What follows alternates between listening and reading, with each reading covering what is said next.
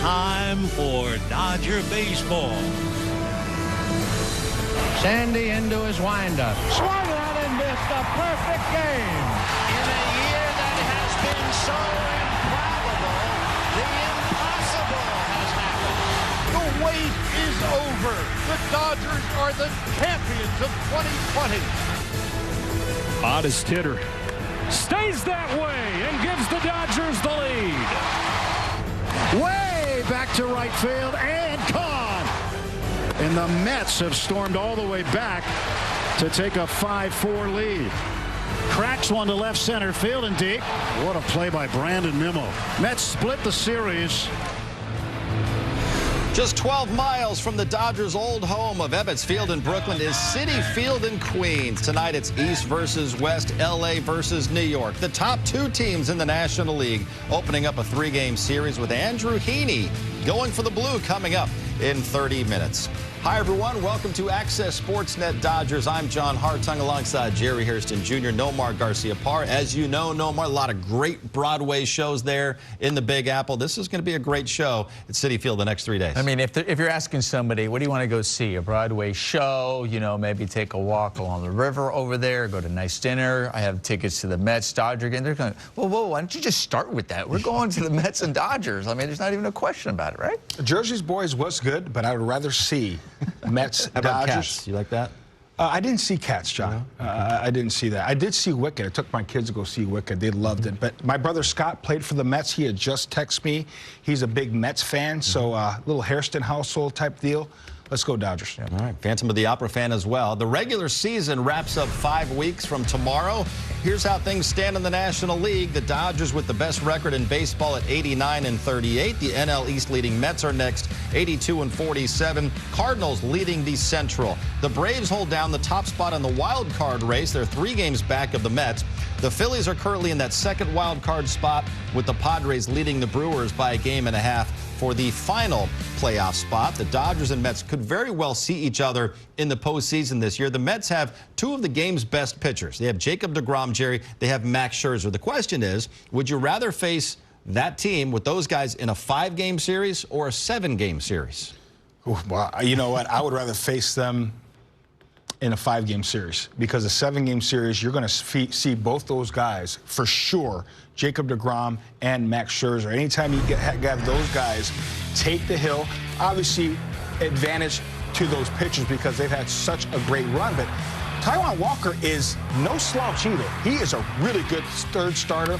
The Mets do an incredible job with their starting pitching, and they have the best closer in all of baseball in Diaz. So this Mets team is so good. Whether it's a 5-game series, 7-game series, you have to play great baseball to beat a team like the Mets. You know, as a player, you're going, it doesn't matter. We got to be focused on ourselves because we got to be playing well. Because no matter what team you meet in the postseason, they obviously deserve to be there, and you got to be at the top of their game to beat them, and they're going to have solid pitching. But I'm looking at this right now, and if you're going to meet them, and you're looking at that 5-game series in that first round that you're going to be playing because you'll potentially have that bye because of the way their record is right now. I would say the 5-game because that means they would have to play that wild card. They might have to pitch at least 1 or 2 of those aces there, and they may not come in short rest, so that may be later in that 5-game series that you might actually see deGrom and Scherzer too. So when you look at that, so I'm looking at more of that 5-game based on what they may have to play ahead of them. All right, we'll see how it all shakes out come October time. And while the Mets are in a dogfight with the Atlanta Braves in the NL East, the Dodgers enter the day with a magic number of 15 to win the NL West. Kirsten Watson is at Citi Field in New York. She's joining us now live with more. Hi there, Kirsten. Hi, John. And look, while the team got in super late last night, everyone's kind of riding off the highs and the excitements of, 1, being in New York City, but 2, this series. It's an exciting one. There was so much media here this afternoon because everyone does believe that this could potentially be a postseason preview of what we're going to see in October. Here's what Dave Roberts had to say about the matchup today, as well as Clayton Kershaw, when we could see him back in the rotation. Well, you've got great writers and John Heyman here, so it's a big deal. No, I think it's something that obviously with what they've done, the roster they've put together, the talent that they have, everyone's talking about it, but it's fun. The players enjoy it. I'm a fan. I look forward to this, and it's going to be a great series. And your favorite question, do you know when Kershaw's starting yet? Kershaw's going to go on Thursday. So he came out of his pen well. Dustin's going to throw a pen today, so Clayton will throw Thursday, and then Dustin will go extra on Friday. Are you going to stick with 5 for now, or add somebody else in that group? You know, the easy answer is we're going to stick with 5, but it wouldn't surprise me if we inserted somebody at some point to give guys an extra day.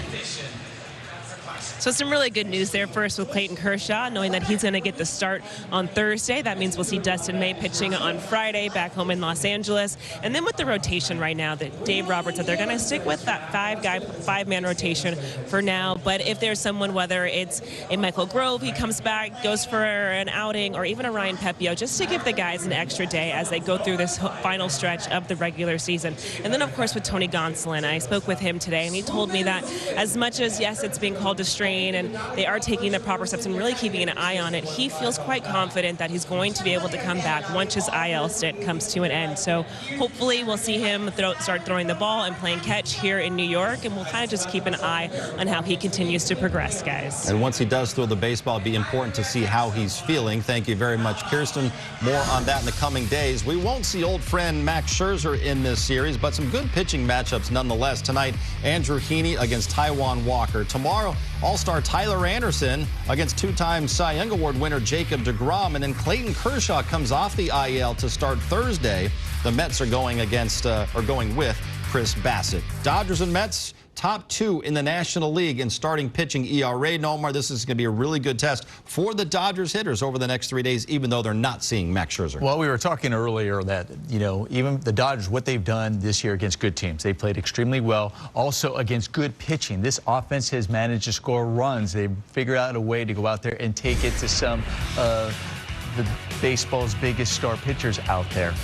At the same time, you look at who they're facing in this series. It's kind of nice that you see deGrom, because if this was potentially a team that you're going to face in the postseason, you know, it's nice to face him kind of later in the season, see how the ball is moving, see how he's pitching, how he's going to attack you as well, so you can make adjustments. So if you happen to face him in the postseason, you know, as far as Taijuan Walker, as far as going on there, he struggled a little bit in the second half. He did that last year. He's kind of coming into this year, struggling with ERA over 6, giving up a lot of long ball. And then Chris Bassett as well. He's having a really solid season. But I trust the way this Dodgers offense and their approach as well. And we were also just touching on earlier that if you meet these guys in a potentially 5-game series, these might be the guys you might be facing in that 5-game series. You may not see both deGrom and Scherzer, both of them in a 5-game series. And the biggest key, I know it's easier said than done, don't chase. If you don't chase, you increase your chances of swinging the bat well against this starting lineup. Again, Walker has got a really good fastball. Hit that fastball. He has a pretty good split. When it's on, it is tough, but get him up, get him in the strike zone, and obviously Jacob deGrom, when he's on, he is tough.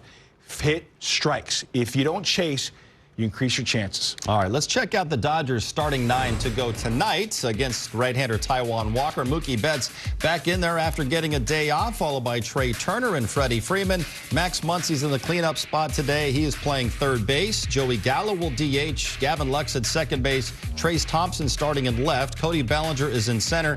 And Austin Barnes, Jerry, will catch Andrew Heaney. You know, I'm looking at Mookie Betts. He's having an incredible season, an MVP type of season. But I'm also looking at guys getting an opportunity to play again. Joey Gallo need his bat to get going again. He has tremendous power, more contact, and Trace Thompson, incredible since he's put on that Dodger uniform again. I look at the 4 spot. Max Muncy back in there. We've seen him be in that spot, especially when Will Smith is getting the day off. So Will Smith has done an excellent job solidifying that spot. Max Muncy just got to carry the weight. Just got to make sure, put the ball in play, find a way, because those guys on top ahead of him will definitely be on base. Will Smith, Justin Turner getting the night off, at least starting this one out. In his last 2 starts, Austin Barnes has 3 hits, including a homer and 6 RBIs. The real AB will be behind the plate catching Andrew Heaney for this one. We'll check in with Joe and Rick for a game preview from New York. That is next. Plus, Andrew Heaney starting for 3 with the Mets in New York. Thursday is a 1 p.m. start time here in L.A. with Clayton Kershaw making his return. Then it's back home to face the Padres on Friday, the first of 9 meetings in September with San Diego. All of these on Sportsnet LA, except for Sunday's game. That will be on ESPN. Tonight, the Dodgers go for win number 90 on the season. They would become just the 5th team since the end of World War II to win 90 of their first 128 games. Joe Davis and Rick Monday will have the call. Right now, they're joining us live from the booth at Citi Field with a preview. Hi there, Joe. Hi, John, and they try to do it, Mo, after getting here for breakfast. They finished up the series in Miami, getting very late. 12 hours later, you're here at the park, ready to start a series. The traveling party, they basically delivered the newspapers to New York because I don't think anyone, it's a family trip also. I don't think anyone, especially those that have their families with them, turned off the lights until about 5 a.m. local time.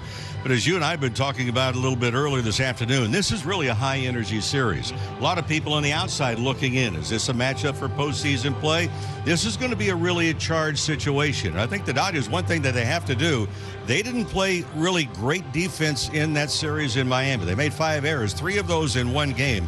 I think tonight there's electricity. I don't care how little sleep they had. It's going to be fired up in that first base dugout. Andrew Heaney's going to go for the Dodgers. He struck out 10 in back-to-back games. What have you liked from him, and what do you want to see from him against his Mets? First of all, consistency. He's been consistent with the breaking ball, also with the fastball. That enables, at least from what I see, enables him to come in with the off-speed pitches. If he gets behind, now you're basically selecting trouble. And this is a ball club, the New York Mets. They have some guys that have been hot recently. They got some big guys that are going to hit the long ball. And if you have to go fastball because you're behind in the count, it's going to be a long night. All right, Andrew Heaney for the Dodgers. Taijuan Walker for the Mets. Guy the Dodgers have seen a bunch of over his decade in the majors. First pitch coming up in a few, guys. Baseball's marquee matchup tonight. Joe and Rick, we'll see you guys in about 15 minutes. Last night, we saw Chris Martin get his first save as a Dodger. Evan Phillips, he put up another scoreless inning. Tonight, you have Andrew Heaney starting, Jerry. Tomorrow, it's Tyler Anderson going for his 14th win. You look at how many guys are on this Dodgers pitching staff who maybe didn't have this level of success elsewhere, but have really thrived on this team and with this coaching staff. Well, you got to credit Mark Pryor, who's done an incredible job of making sure that they get their best pitches in right counts and be very effective with it. Trust your stuff and then eliminate pitches that haven't been successful for you in the past. These guys trust the front office, trust the pitching coaching, making sure they put them in positions to succeed, and everybody has thrived putting on that Dodger uniform. Great to see Andrew Heaney. He always had that stuff and makeup. Now he's starting to find his own. We love the energy of Alex as well. He's trusting his stuff, but again, these guys, man, have an incredible pitching staff, and they take what's given to them and they apply it on the mound. Yeah, I think we know they're prepared. I mean, this whole organization, as far as preparation, is second to none. So they are always prepared for their opponent, and they make sure the players are prepared. I mean, even every single guy is prepared when that bullpen door opens. They know how they have to attack the hitter, who they're going to be facing, and what is definitely working for them, and what their best pitch on how to attack them. It's not just, okay, everybody has to attack this hitter potentially the same way. They make the adjustment based on their stuff as well. So that's one thing. The other thing, too, is when they get these guys over, I think they allow them to be themselves. They enhance who they are, and I think guys recognize that, and they embrace that, rather than trying to mold them a certain way or eliminate certain things that they actually feel comfortable doing. And I think that has really added to some of the success that we have seen with these guys once they put on that uniform. Their scouting department as well, really kudos to them. Chris Martin had a higher ERA with the Chicago Cubs because on balls in play, the Cubs defense is terrible.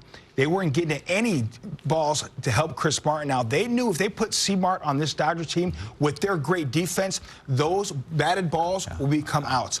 Now that he's on the Dodgers staff, C-Mart, I got Trey Turner. Lux has gotten better at defensively at second base. Cody Bellinger, Mookie Betts, Deers in the outfield. I could trust my stuff, and guys are going to make plays for me. Instantly, he's gotten better. Again, credit the scouting department. Chris Martin doesn't walk guys, so a lot of times the ball's going to be put in play, and the Dodgers have the defenders behind him. With the Dodgers' huge lead in the division and in the National League, we've done a lot of speculating about the postseason. You have 8 different pitchers who've recorded a save this year, Nomar. Craig Kimbrell leads everybody with 21. We know he's been battling mechanics issues and inconsistency this year.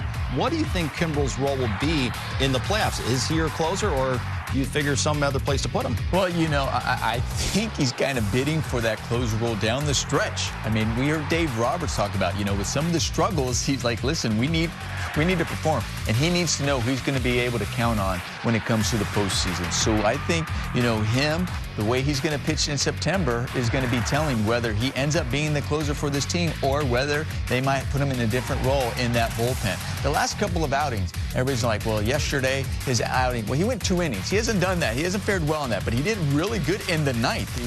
He had an efficient inning. The last few outings, he's been efficient. Dave Roberts touched on it about a week or so ago, a couple of weeks ago, when he was talking about for Craig Kimbrel. He goes out there and worries about getting outs rather than getting strikeouts, trying to strike everybody out. He actually then gives himself a better position because he gets ahead of the hitters and then he tries to, you know, kind of nibble on those corners. Trust your stuff and know that even if they put it in play, you can induce that weak contact and utilize the defense that you were just talking about, Jerry, behind him. When he does that, he's efficient, he's quick, and he has great outings. He's done that the last few outings, so he needs to continue and prove that the rest of this month. I'm a huge Craig Kimbrel fan. I hope he does figure it out this next 6 weeks. He's had an incredible career. But at the same time, if the postseason started tomorrow, he's not going to be the Dodgers closer. I mean, that's just a fact right now. I really believe that it would be Evan Phillips to close out games. And then once Blake Treinen comes back in September, he starts getting back in the mix. He's got a chance to close. But we talked about it early in the other show.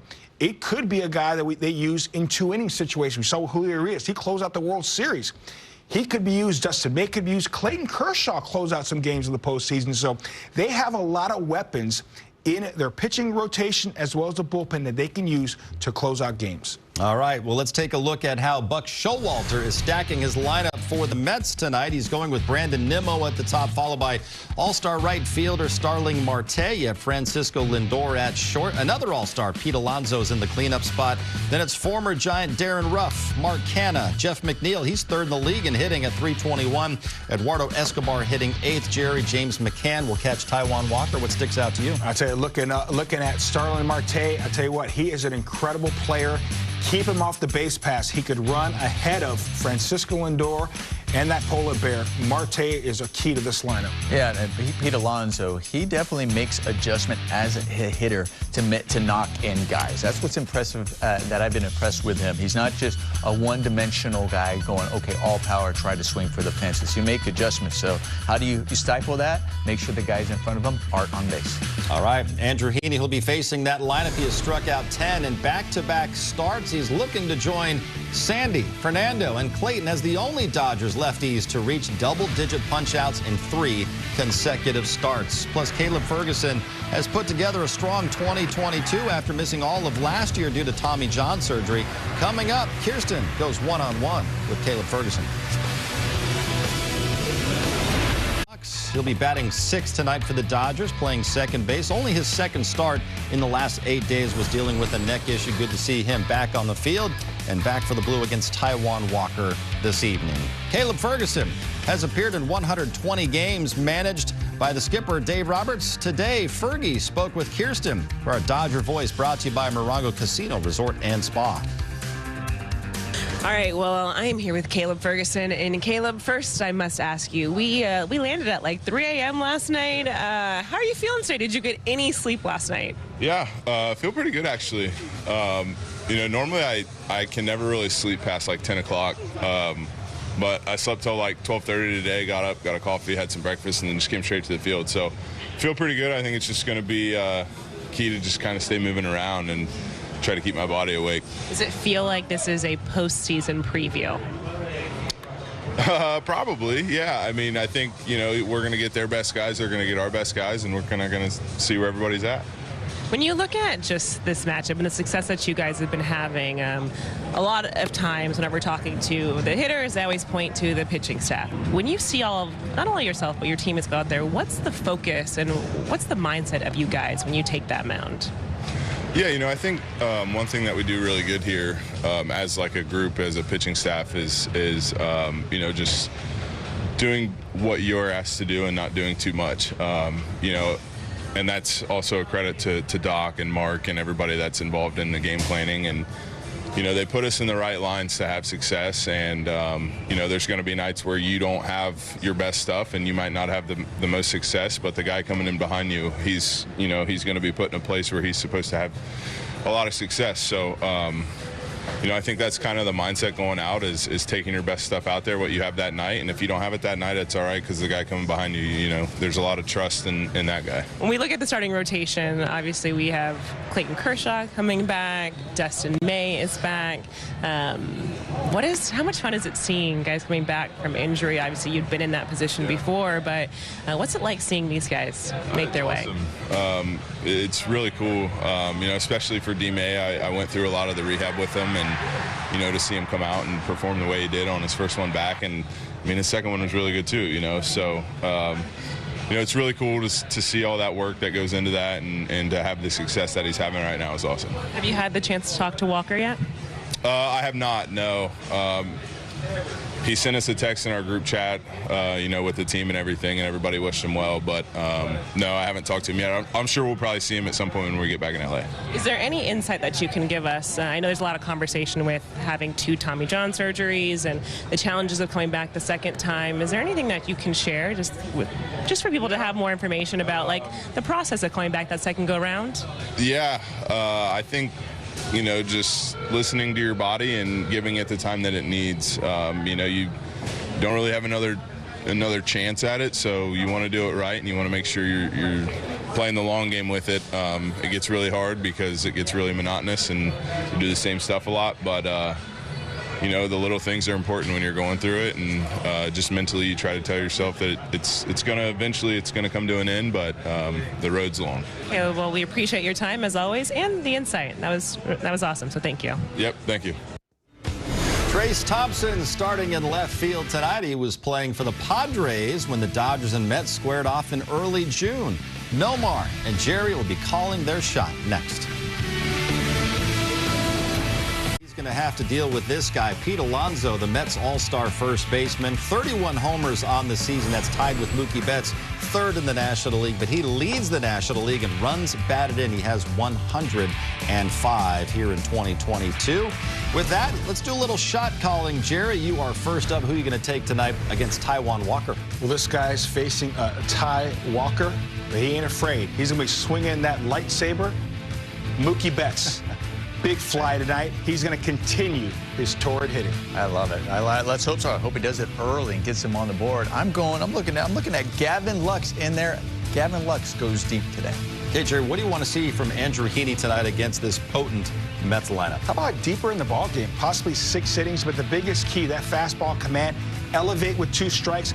That'll get them to chase that breaking ball down into the right-handed batter and down and away to the left-handed batter. I think that's key. Going deep would definitely help. Some of the bullpen, we talked about how they got some reinforcements, some arms just in case. So going deep would definitely help these guys. All right, it is a matchup made for Broadway. The battle of National League heavyweights, the Dodgers taking on the New York Mets. Let's head out to Citi Field in New York. Joe and Rick, take it away. We'll see you after the game. All right, John, the road trip continues from Miami to New York in Citi Field. The spotlight of baseball is on this park this week. The top 2 teams in the National League, the Dodgers and the Mets. Dodgers winning 3 of 4 in Miami, 44 of their last 54 overall. And they take on the Mets, tied with the Astros for the second best record in baseball. And we welcome you inside. Hope you're having a great week so far. Joe Davis, Rick Monday, Kirsten Watson joins us in a moment. These teams played 4 really entertaining games back in June, and this is what a lot of people think could be a National League Championship Series preview. All you have to do is look around. The number of scouts representing other ball clubs are here tonight, along with the fans. They got here early. In fact, a lot of people are commenting just how early the fans showed up. Well, both clubs showed up. The Dodgers showed up the earliest. They got into town about 4:15, 4:30 this morning, but they're raring to go. The 2 clubs, by the way, split those 4 games, and only 1 run separated the total that they had in Los Angeles. The Dodgers and Mets, you wouldn't expect anything different tonight. Yeah, and as good as these teams have been, it's no surprise there are star players all over the field. 2 of the top offenses in baseball. Pete Alonso, the home run champ last couple years, but it doesn't stop there. Doesn't stop there, Alonso. Well, he's trying to get the bat going, but they've got other bats that are red hot. Lindor is one of them. McNeil has hit everything. If you start to look at the last 2-3 weeks, He's hitting over 400. But the Dodgers brought in their trio of hitters as well. Mookie Betts, red hot, National League Player of the Week. Trey Turner gets on base just about every time, and then Freddie Freeman is there as well. So the Dodgers bring in their trio. They can do it not only offensively, they can do it defensively. All right, for more on this big matchup, we go down to Kirsten. Well, guys, what I can tell you, even though the team got in super late last night, plane landing around 3 a.m., getting to the hotel and getting to sleep probably around like 4:30, there is quite the buzz down here. Everyone is really excited. You guys said it perfectly. There's a lot of thought that this could be a postseason matchup that we might be seeing, but they know that they have to continue doing everything they've done so well. The Mets, they're playing fantastic. They play really well here at home, but the Dodgers, they might be even better when on the road. So between here, everyone knows that they have to keep riding the high, making sure they're going to ride off that buzz, and I think they're going to have some fun tonight. That I can tell you guys. All right, Kirsten, in the pitching matchup for the first game of this series, Andrew Heaney for the Dodgers, Taijuan Walker for the Mets. And for Heaney, the big success has been get ahead in the count. That really enhances the other pitches that he has. Taijuan Walker, yes, he took the loss in Los Angeles. He pitched a good ball game, allowed just 2 runs, but it was one too many in that ball game. He's a guy also, he'll change speeds, throws a lot of strikes. Top 2 teams in the National League. Been a long time coming. They meet up for the first time in a couple months. The Dodgers and the Mets from New York coming up on Sportsnet LA. Through the app and by Nissan. At Nissan, we make cars that thrill. Experience the thrill for yourself today. Shop NissanUSA.com. Couple first place teams facing off. The Dodgers coming at 89-38 with a 19.5 game lead over the Padres in the division. The Mets have led by as many as 10 games in the East, but that's down to 3. The Atlanta Braves have won 15 of their last 19. So a tight race going into the final month in the National League East. Well, the Dodgers ready to begin this series with Mookie Betts at the top of the order. What a series he's coming off of. Really played in just 3 games over the weekend. Had 4 home runs in those 3 games and named the National League Player of the Week.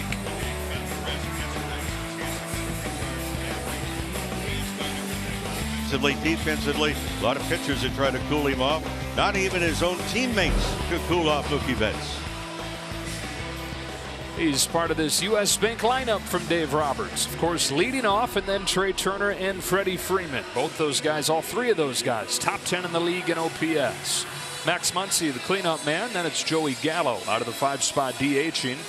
Gavin Lux is at second base hitting 6th. Thompson, Bellinger, and Barnes doing the catching out of the 9 spot. Well, it's always a good atmosphere here in New York, even when the Mets aren't near the top of the division, but they've been in first place all season. Highly anticipated 3-game series. This promises to be a great environment. Well, Joe, there's still a lot of memories and people that understand, hey, at one time, the Dodgers were in Brooklyn. So this is a big series always, and Buck Showalter did not underplay it at all. He says, we know who we are, and we definitely know who they are. And Dodgers know who Taijuan Walker is. They've seen him 10 times throughout his 10 years in the majors. Most recently in June at Dodger Stadium. He went 5 2/3 innings, gave up 2 runs, suffered the loss in that game. Yeah, he didn't pitch badly. He just did not have a whole lot of run support. But if you're looking at Walker, if you're a hitter, okay, the splitter, yes. The 4-seamer, yes. The cutter. But you've got a variance in there, but he's got to throw strikes. So which way are you going to look at? It's not a fastball that's going to go right by you. He averages about 94, just a click above Major League Baseball as far as the average on a fastball, but he has a lot of other weapons in the arsenal. 30 years old, from Southern California, from Yucaipa, California. Second season with the Mets. He was an all-star in his first season in New York. That was on a great first half. He was a shell of himself in the second half, but big picture this year, he's been really good again. And I think recently, talking to some scouts, he's been trying to work the ball inside to a lot of right-handed batters. And then once he can establish the inside, and especially if he can get that 94-mile-an-hour fastball, they think, hey, wait a minute, I've got to get it going. And then the disparity of velocity, the off-speed pitch, a lot of hitters are out in front of it. So we are all set to go. These teams playing 3 games this week at Citi Field. Split a 4-game series at Dodger Stadium in June. And the top 2 records in the National League. Perhaps a preview of the National League Championship Series here. With the Player of the Week climbing in. Betts had yesterday off after hitting 4 home runs over the first 3 games in Miami.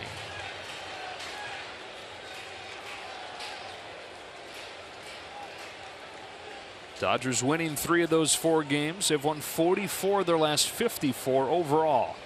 Walker has his sign, comes home, and off we go with a ground ball foul. And the very first pitch came inside to a right-handed batter. The other thing about Walker, consider the fact since the All-Star break, 6 starts. His ERA is over 6 1/4 in that span.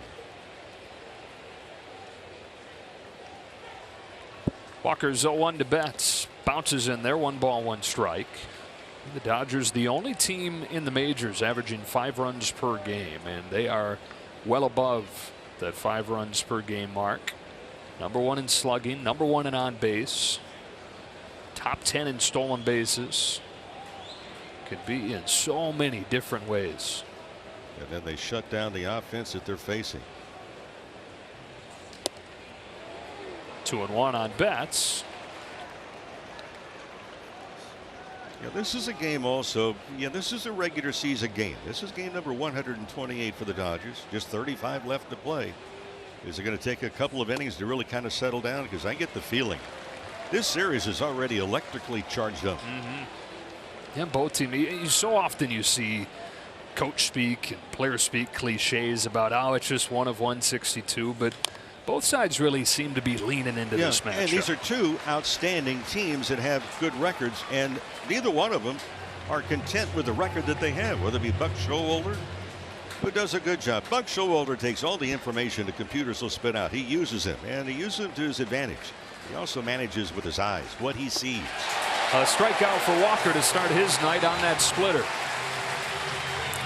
That's the big pitch, the splitter. So if you're gearing up for the fastball and then you get the splitter, first of all, you're way out in front, just as Mookie Betts was. So the big deal is make Walker get the ball up in the strike zone. Easy to say, difficult to do. 1 gone in this first inning. Here's Trey Turner, who is 2nd in the majors with those 161 hits. Got the 1,000th of his major league career yesterday. He said, does it really have to be an infield hit, though? I'm going to be seeing that clip my whole life. A little dribbler for 1,000. 1-1. May not be a lot of distance, but it's a lot of numbers. Yeah. 1,000. Comes in 4th in the league in average, 9th in OPS. Cracks this one in the ground to Lindor. 2 up and 2 down in the first inning. So can you tell how Walker is doing by the number of ground balls that he is enticing? Well, it starts off the game. A swing and a miss, a ball out of the strike zone, and a ground ball out.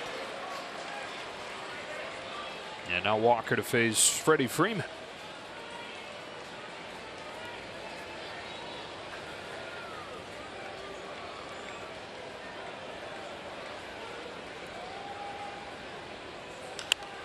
Freeman jumps on the first one. A pop up and foul ground.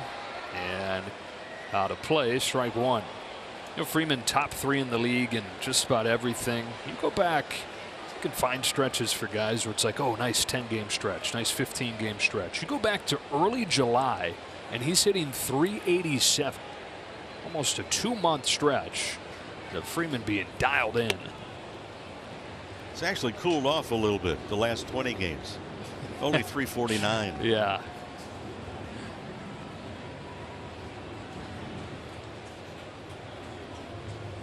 On a 1-1 from Walker, Freeman takes inside ball 2. Of all the hitters on this Dodger ball club, Freddie Freeman repeats everything more than anybody else. I'm talking about stance, preparation, swing. Marlins couldn't figure out how they're going to play him. Freddie didn't like the call, which Ted Barrett, the home plate umpire, what I've noticed of Barrett is he expands the zone a little bit inside and outside. Freddie happy they didn't extend it too far inside there. Exactly. But my point with Freeman is the Marlins couldn't figure out if they want to play him with a shift on or play the opposite way. Well, the Mets are playing him a couple steps to pull, and that's it. which is an adjustment from what we've seen for a lot of the year, because even though he's led the majors all year and going the other way, you still have seen teams for the most part play him the pull. Yeah, and I think part of that too, Joe, is the fact is that, okay, how are they going to pitch to a certain batter? You do not want a defense differently than how you're going to pitch to the hitter. Takes the walk, and the Dodgers have their first base runner. Well, one of the three, call them the Three Musketeers, whatever it is, with Betts, Trey Turner, and Freddie Freeman. One of them is going to get on base, if not all of them.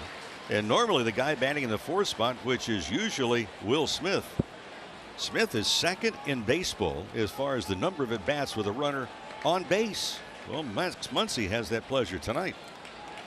Yeah, Muncy earning the right to hit in this spot with more Max Muncy like last month.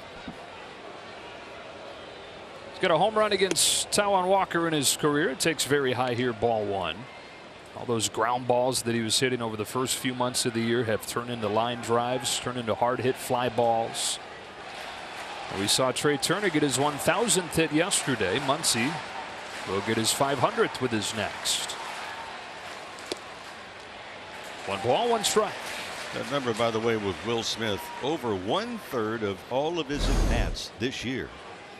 One of those three guys has been on base. That's amazing.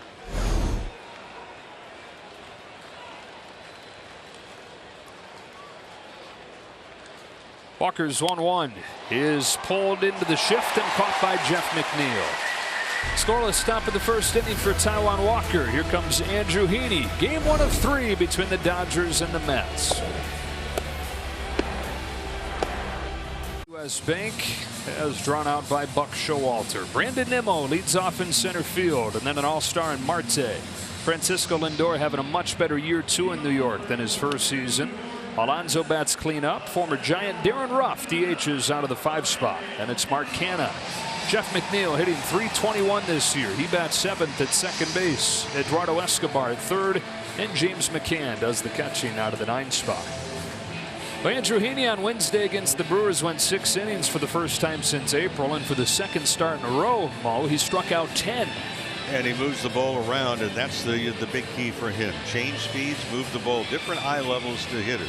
In and out, up and down, throw strikes.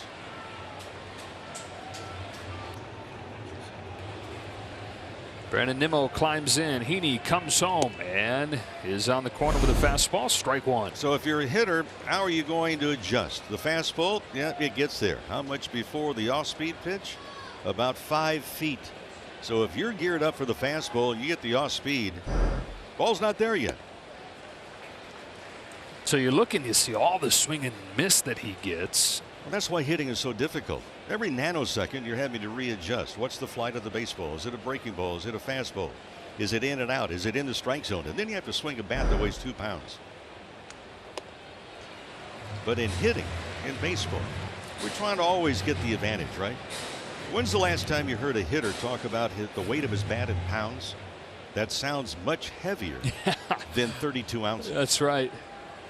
Swinging this 2 How heavy a bat? stick. 32 ounces. Yeah. Oh, sounds lighter than 2 pounds. Got a 2-pounder.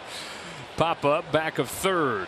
Turner on the move. So is Muncy. It's going to hit the net. And it's 2-2 on Nimmo.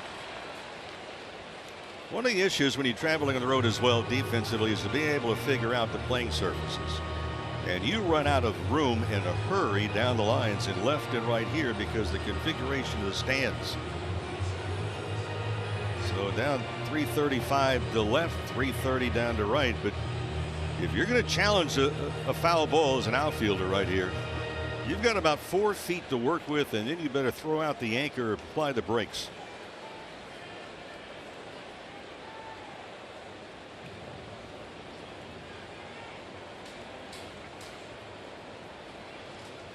Heaney's 2-2. Nimmo hits it up the middle. Leadoff base hit. But Brandon Nimmo starts the night with a single. For this Mets offense, so improved from a year ago, and they were 27th in the majors in runs scored. They're now 5th. Very similar what the Dodgers can do. They can put on from top to bottom a pretty good display. They're 7th overall in baseball in team batting average, 5th in runs, Not a ball club that hits an extremely high amount of home runs, nor is it a club that steals a lot of bases. Only 48. You know what they do, though, that they have not done in recent seasons is they put the ball in play. Exactly. They make contact. Starling Marte in his first season with the Mets. Lays a bunt down. It's a good one. Heaney will play it and flip it wildly down the line. Nimmo's going to round third and come home. Betts fires for the plate. It's up the line, and it's 1-0 Mets. Really a misplay to begin with. That ball was headed to foul territory, but Heaney, anxious, cut the ball off. In the pregame show, I talked, well, the Dodgers have to play better defensively than what they did in the 4-game series in Miami. They made 5 errors in that series, 3 of them in 1 game, but this would have gone foul if he lets it go, and then really just a bad backhanded toss to first base.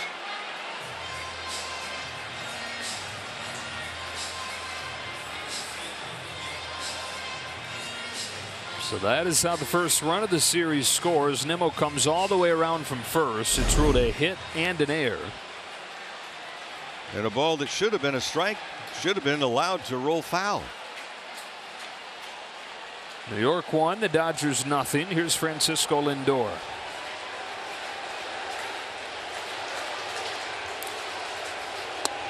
Now Lindor, a much better second season with the Mets. And he's talked about how it felt like a different beast coming to a big market. The pressure of the big contract that he signed last year. Much more comfortable this season. The 0-for-19 that he's in right now notwithstanding. He's been one of their best players. 1-1. How much is the crowd going to get into it now, because the locals understand is that, hey, their team just scored a run on a huge mistake by the Dodgers in the very first inning of a ball game. First of 3 games.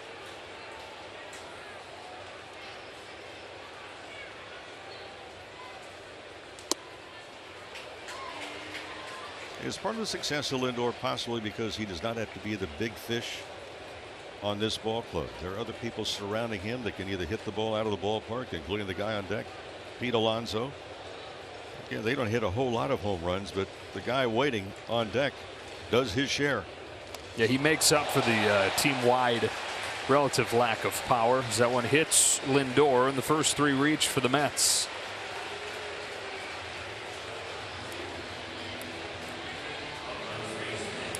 So it brings up Pete Alonso, who has 31 home runs this season. That's 3rd in the National League. 3 of those 31 came against the Dodgers in the 4 games in L.A. You know, just little things you look at. Lindor hit by the pitch, but instead of going to first base right away, he went over and talked to Alonso for about 30 seconds and gave him at least what he had seen thus far with the scouting report. It's one of the things they have praised Lindor for, as being a better communicator this year. And those are the 2 guys, Lindor and Alonso, that they say have taken charge in the hitters' meetings, have the loudest voices. And you always love when your best players turn into your best leaders. That's happened with these Mets. 2 on, nobody out, first inning. Alonso takes ball 1. Yeah, I have a theory on that. If your best players are not your best leaders, they're not your best players. Huh.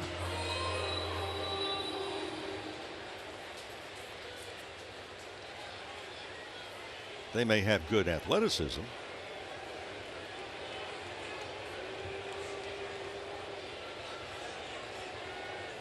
Alonso, who leads the majors in home runs since his debut in 2019, swings and misses at the elevated fastball. Very simplified swing, simplified setup until he attacks the baseball. And then the wheels fly off the buggy. Now, even his practice swings, he only goes halfway right there.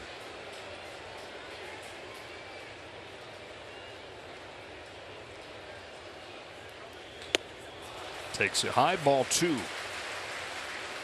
Blend of power, but also takes a lot of pride in his situational hitting. And not just #1 in the majors in home runs since he debuted, but he's #1 in the league in sacrifice flies this year, too. Yeah, the swing that's consistent. He does, however, chase a lot of breaking balls especially when they're 2 strikes, primarily against right-handed pitching, more so than lefties. On this 2-1, Alonso got a fastball and fouled it straight back. Yeah, do you notice the location of that?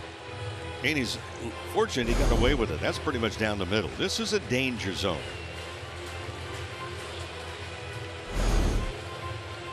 Not the type of beginning the Dodgers were hoping for in game 1 of this series, but it is what it is, and a club that has come back many, many times already.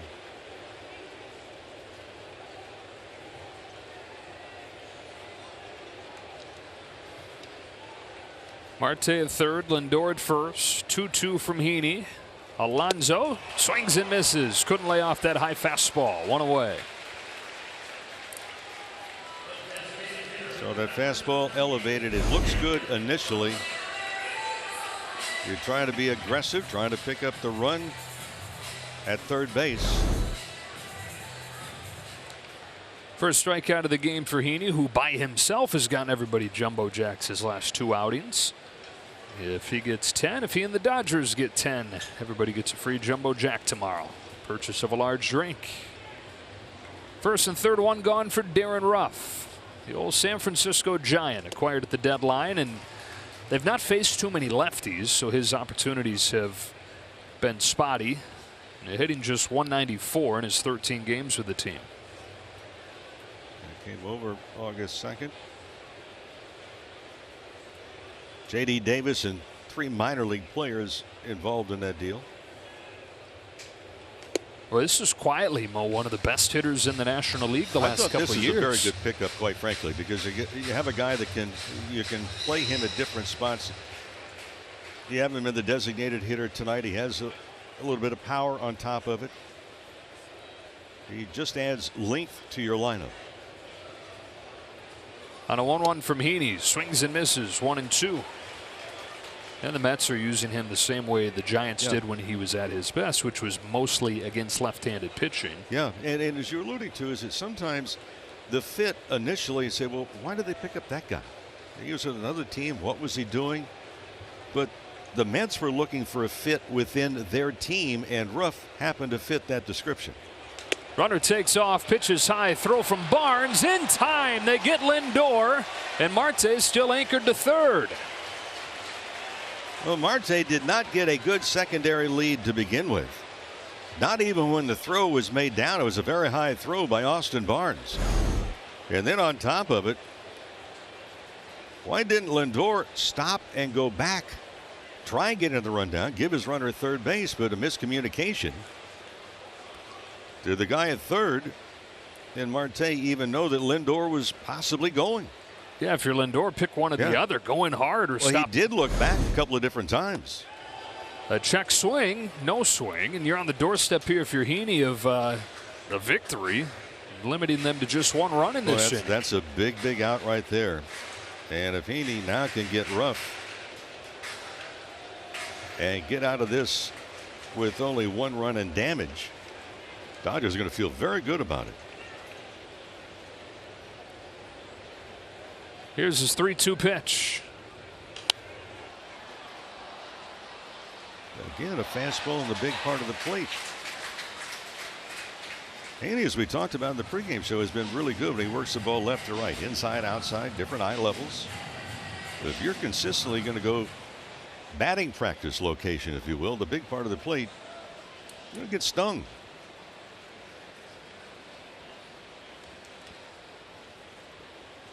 Home with another 3-2. Got him with a fastball. And despite the first 3 reaching in the inning, Heaney limits the damage to just 1.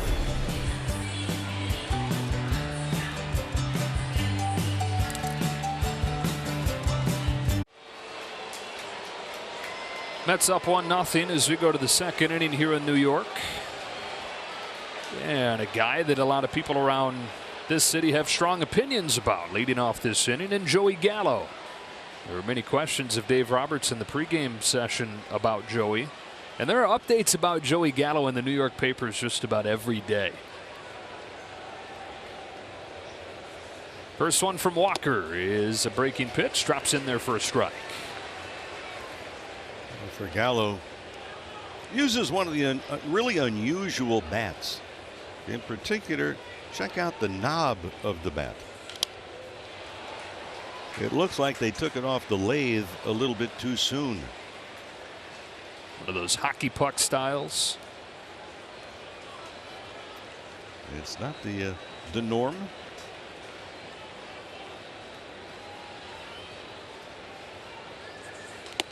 On 3 pitches, Walker gets him.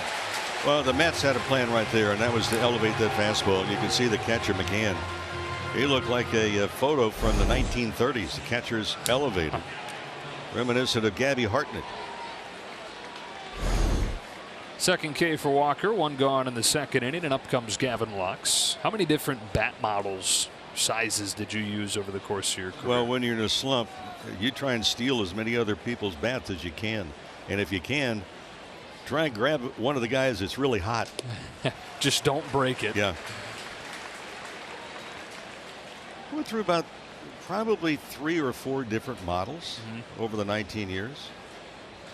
And the biggest thing is that, you know, you can get a dozen bats that are ordered and they're to your specifications, as close to the ounces that you can have. Pounds. Yeah, pounds. Yeah. But where they go 32.5 to 33.5 ounces. Then the length. But I always went with the handle that was rather thin and a bigger barrel of a bat. But you change at various times. Sometimes your hands are swollen. Maybe you need to go a little thinner bat. And there are times that whatever you pick up, it just doesn't feel right. Tapper, Walker, 2 out. And you can get a box, like you said, you get a dozen bats, and they can be a dozen of the same bat, but be the all same different. bat, the same model, and order the same weight. You can't always get the same consistency as far as the density of a bat. But for example, you get a dozen bats. You can sit there and pick it up. There may be 1 or 2 bats. Those are Mookie Betts bats that have the odd angle, which he believes is a better angle. It's like an axe handle. Also, there's a lot that believes it's going to eliminate possibly fracturing the hamate bone in the hand on a check swing. But you can tell if a bat is about a ½ ounce heavier than it's supposed to be, because you're making your living with this piece of lumber. Strike 1 on Trace Thompson. So just picking it up, you can tell if it's ½ ounce, maybe too light, maybe a little bit too heavy. If the handle is not as thin as it was supposed to be, put your hand around the barrel, maybe it's not as big as it was supposed to be. Even though the computer says it's exact. Whatever bat model that Trace Thompson has gone to since he's rejoined the Dodgers, it has worked. This is his 50th game, Mo, with the team, and he is, since he joined the team, top 10 in the National League in average and OPS. And everybody rooting for him is that he's a different version of a player, and he works really hard. Lindor can't quite get that thing out of the glove, and with Thompson's speed, was going to be a tough play anyways, and the Dodgers have their first hit. And Thompson, very similar, talking about with Darren Ruff with the Mets, Thompson fits in with his Dodger ball club. And now, especially with him swinging the bat with some more authority, defensively as good as anyone, running the bases as good as anyone. Well, it's another dimension that Dave Roberts has to work with. What's interesting is that they looked at him as a piece that was going to help against left-handed pitching. He's not hit lefties yet. Yeah. He's close to 400 against right-handers. Yeah, somebody forgot to notify him. So he's seeing more and more time, regardless of the handedness of the pitcher. Good chance you find Thompson in there these days. So he keeps his second inning going for Cody Bellinger. It takes a lollipop of a ball 1. Walker tried to steal a strike the same way he did against Gallo to open the inning. Bellinger 2 for 11 in that series in Miami. Started to have some better swings.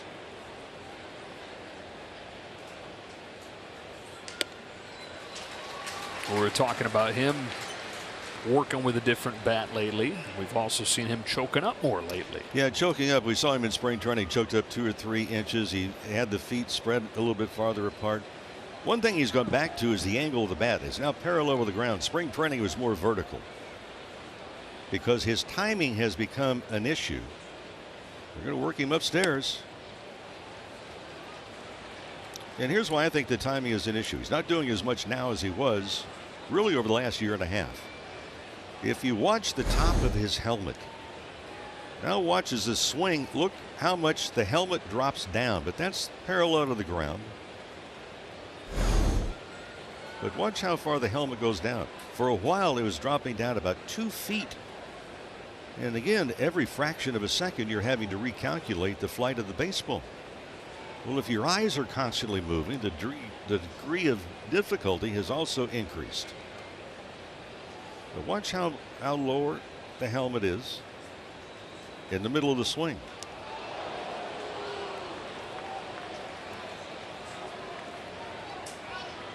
You as a hitter are looking to steady that head, steady those eyes as much as you can. If you can keep him close to the same plane, it's impossible to do it. But the ball's already moving. Why accentuate it? It's already hard enough. Oh, it is. To me, it's the hardest thing in professional sports, to hit a baseball. This throw gets by. Thompson finds it and will take second. So the tying run into scoring position. Kind of an ugly first inning plus of this game. And you're trying to figure out, what is it that Taijuan Walker is thinking, or was that a called pickoff from the bench?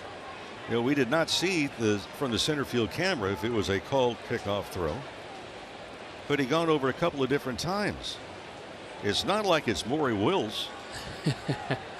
Thompson can run. Yes, he can steal a base. But why not concentrate on the hitter with 2 outs? Yeah, and Trace has stolen 2 bags in 3 attempts all year.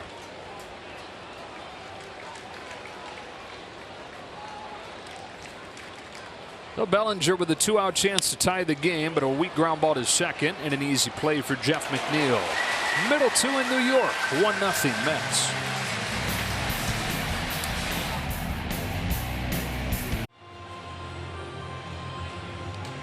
Mets for the first inning run against Andrew Heaney, 1-0 as we go to the bottom of the second inning here in New York, and time for Stats with Lowe's. Top 2 teams in the league in terms of records, and top 2 pitching staffs in the National League. The offense is both top 5.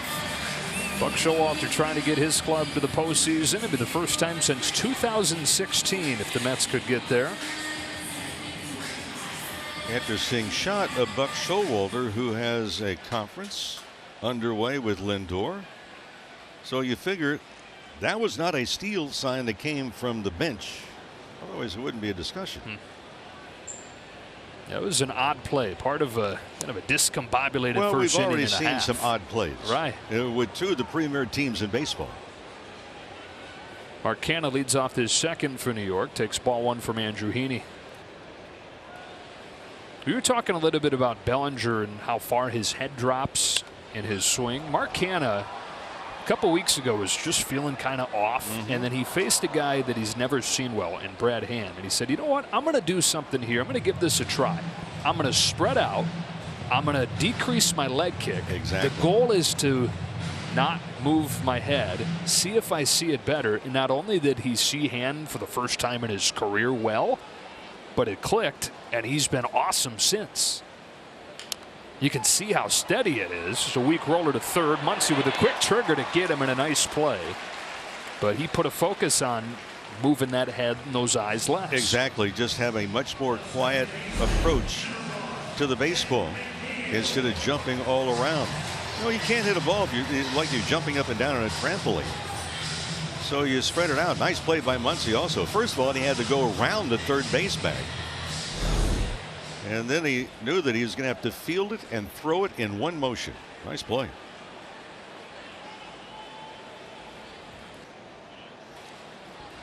So 1 gone in this second inning. Jeff McNeil bounces the first one that he sees to Trey Turner, and an infield hit for McNeil. Just about everything that he puts in play finds a home. He's hitting .321, and it's above .400 over the last few weeks. Yeah, in August he's hitting .402. 41 hits in August, now make it 42. He just slaps the ball. At times he finds holes to hit the ball. You wonder if he doesn't buy his bat from Joe's Trick Shop. I mean, he comes up with base hits. Very similar to Trey Turner.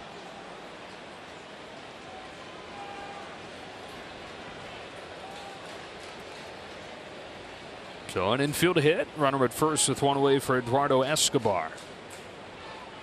Who's on the other end of the spectrum as far as how much he's enjoying coming to the park right now. He's 3 for 27 this month, and that includes a couple weeks on the injured list with an oblique injury. Plus, he's getting below 190 at home, and I understand he's hearing it from a few people, and they keep reminding him. Of course, when you're in a slump, you can't even go to the grocery store without somebody in aisle 3 or 4 or 7 saying, "Psst, come here a second. I got a tip for you." Yeah, I got a tip for you. Yeah. 1 ball, 1 strike. When you're in a slump, everybody's a hitting coach. Best non-hitting coach advice you ever received? Like from just not for somebody in the store, somebody completely not an expert. I had a guy once that told me, he says, "Look, I've been watching very closely. You're swinging. What was it?" He said, "Oh, you're swinging underneath the ball," which most swing and misses are going to be underneath the ball. He said, "What you need to do is you need to get some inserts and put them in the heel of your shoe. That way your eye level will be a little bit higher and you'll be able to hit that ball." Yeah. So I stayed out of the produce section for 2 weeks. Right. Strike 3 called on Escobar. Did that conversation come at the grocery store? Well, it's amazing. You know, you go through a drive-in or drive-through, and you don't get change, you get recommendations. Boy, and especially in markets like these two. Yeah. The 2 coastal powers. LA, Well, you ever go New to a York. restaurant and order something and have the waiter say, "No, shouldn't do that." Yeah, you shouldn't do that. Yeah. Well, that's what happens when you're in a slump. You shouldn't do that. James McCann out of the 9 spot. Second season in New York. He had a couple really good years with the White Sox and was an all-star, but has struggled here. Trying to stay healthy.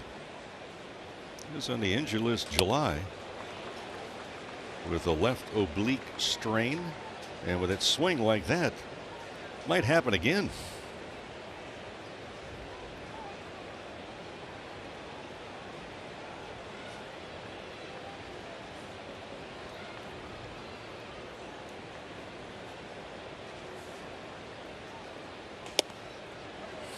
Haney getting out of that first inning with just 1 run. You and I were talking about it. That was big.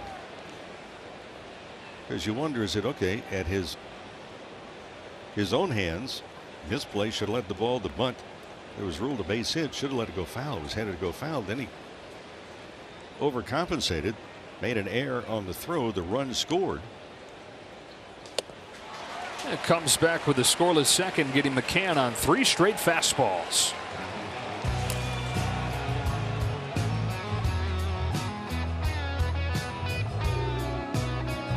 Gap will help complete your next visit to Dodger Stadium. You can buy and manage game tickets, unlock offers, access exclusive content, and much, much more than that. So we encourage you to download the MLB Ballpark app. That's up 1-0. 9-1-2 coming to the plate for the Dodgers here in the 3rd. Taijuan Walker to Austin Barnes. Strike in the corner. Barnes putting together a nice stretch. He's at .320 in the month of August.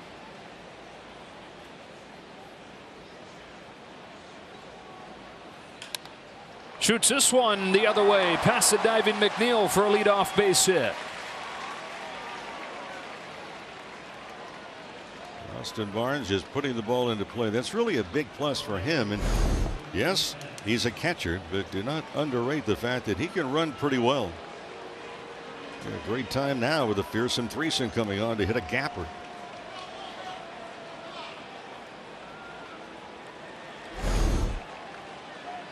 So Barnes on to open the 3rd. Back to the top of the order, and Mookie Betts, who struck out his first time. Still at 500 on the road trip. 8 for 16 with 4 home runs. 1 ball, no strikes. Numbers of this Dodger ball club, you start to look at them. Sometimes you wonder if it's a misprint. 89 wins, 38 losses. Since the All-Star break, they've gone 28-8. August, they're 21-5. They just keep the buggy moving. How about the fact, Mo, that they could play 500 ball the rest of the way and still set the wins record in franchise history? Be a very irritated ball club because of all the expectations everyone else has. Get the feeling they have higher expectations than that. Yeah, if you go 18 and 17, you set the Dodger record. They've got a shot at the all-time record. 28 and 7. If they do that, they'd win 117, and that seems like an extraordinary clip. But it's actually, that's a lower clip than they've played at for the last 2 months. Hey, Joe, keep in mind too, they have 36 come from behind victories. They only number 37 tonight.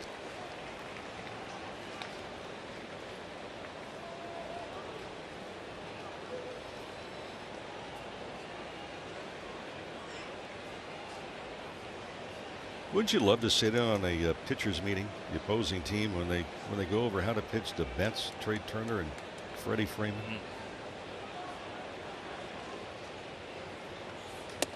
Ball 3. Because normally in a meeting like that, they go over, well, Mookie Betts is hitting this pitch really well. You know, the last month he's done this. He's had a little trouble with that.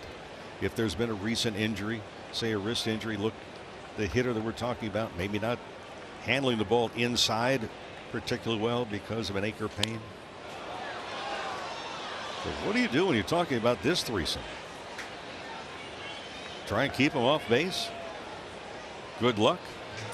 And a lot of times you're going through those lineups as a pitcher and a catcher, and you're saying, who are we circling? Who are we not going to let beat us? And normally in a lineup you say the big guy. And you're absolutely right.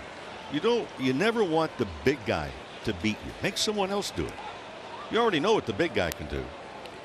Well, which one are you going to describe as the big guy if you can only pick one in this Dodger ball club? Well, and then you said it. A lot of days you have Will Smith following up those 3, quietly having a great season. You've got Justin Turner, who's got the #1 average in baseball since late June. And Max Muncy has been much more like himself this month. That ball's hit to the gap in left center field, off the bottom of the wall. Barnes stops at third on a Mookie Betts double, and the Dodgers in business here in the 3rd. Well, I believe I said, wouldn't it be nice to have a gapper on cue for Mookie Betts? So the Dodgers are in business, and for Walker, got into trouble. Oh, it was off speed, but in the middle of the plate, and for Mookie Betts was able to stay back on that pitch. Showed earlier about the difference in a fastball and an off speed. It's about 5 feet. So if you're angling to just hit the fastball, you're 5 feet out in front of an off speed. Mookie stayed back on it. 2nd and 3rd, nobody out. Dodgers down a run as Trey Turner takes a ball. You point out how efficient Pete Alonso's swing is. Wait, and that explodes. Mookie Betts, such a short, efficient swing, and too. There's some guys that think they can pitch him inside. They can't. It's like trying to run a pork chop past a hungry coyote. 2-0. And Trey Turner's another one. Along with Mookie Betts, Trey Turner has a very high batting average on fastballs inside on his hands. Don't let the wiry build fool you at all. He's very strong. Tying run at 3rd, go ahead run at 2nd. He's out in front here, and it's 2-1. As good a year as he's having, hitting .311, 2nd in the majors in hits, he says he's felt a touch off with his swing for a lot of the year. And breaking balls away primarily from right-handers. He's chased pitches out. Fouls this one off, and it's 2-2. He's felt so off, Mo, that he's shifted his entire pregame routine, where before yesterday he hadn't taken pregame batting practice, the normal batting practice session on the field, all year. He's now doing it. Back-to-back days hitting with the team on the field. There is that breaking pitch down and away to get him. And that's the pitch that has been, well, the kryptonite for Trey Turner, especially with 2 strikes. Is it expanding the strike zone away? And this one down and away.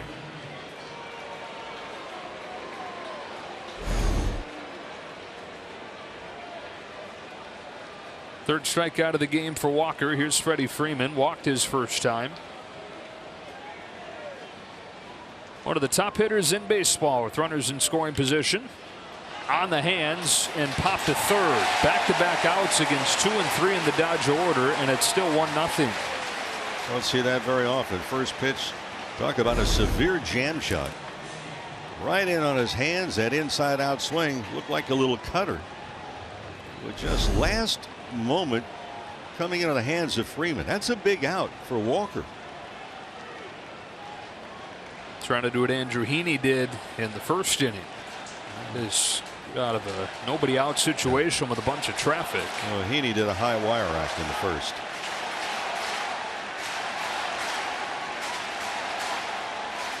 Up to Muncy.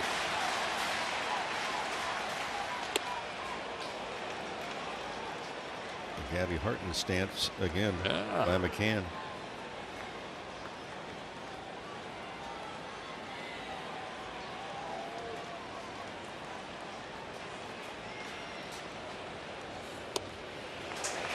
Ball, 1 strike. For those that maybe don't match up with the Gabby Hartnett reference, Chicago Cubs. Hartnett was the catcher when Babe Ruth came to home plate at Wrigley Field, and did he or did he not call the home run? Gabby Hartnett told one person what really took place at home plate, with the promise that he would never tell anyone else. The person he told, Renee Latchman, who was my roommate in Double-A and a teammate in the big leagues. To this day, Renee Latchman has never disclosed what Gabby told him. Wow.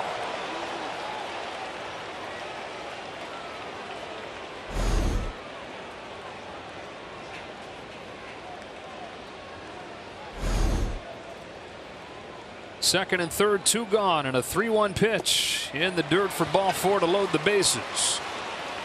Strange. Max Muncy walk. And an opportunity here for Joey Gallo. All right, now who changes here? Is it Walker, who ran the ladder upstairs to Gallo and got him on a strikeout? Or does Gallo lay off of that pitch? Or try and go upstairs and ambush him?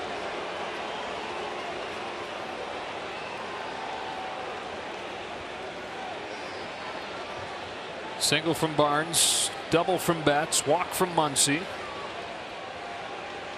This is where Taijuan Walker's been really good this year. The league hitting 128 with runners in scoring position and 2 out. Dodgers as a team have been very good, hitting 271 runners in scoring position.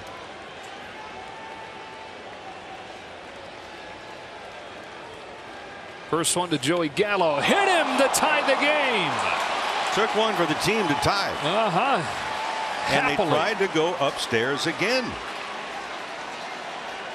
Wow, so Joey Gallo, who he carved right through on 3 pitches the first time, gifts him this RBI here.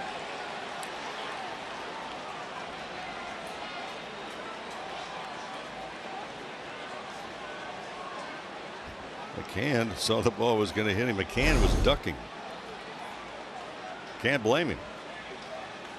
So the 2 runs in this game have scored thanks to an error on Andrew Heaney on a ball that he would tell you he never should have fielded in the first place, and a hit batter with the bases loaded. And now Lux comes through with a base hit the other way. The throw from Canna's cut off. Dodgers take the lead. A 2-run single from Gavin Lux. Gavin Lux sidelined a few days with a neck issue that was really bothering him, and now he's become a pain in the neck for Taijuan Walker. Which, by the way, the Mets, normally a very good team, they were spectators. Lux hit a good pitch off speed. By spectators, Walker was not in the cutoff position. Didn't back up home. No one was there for the cutoff. So we've seen defensive lapses already by 2 very talented teams already here. You get the feeling when this game is over, both teams are going to be worn out. Yeah, it's just had a weird feel to it. So the Dodgers with 3 2-out runs against Walker. And for the Dodgers, their 255th 2-out run batted in. That's the most in Major League Baseball, including all 3 this inning. Walk, hit batter, single with 2 gone, and now Trace Thompson, who singled his first time. That was a huge hit On really a difficult pitch hit by Lux, off speed tailing away from him, and he went with it. Caught the corner, strike one. And McCann again out of the crouch. Not the total Gabby Hartnett, but somewhere in between.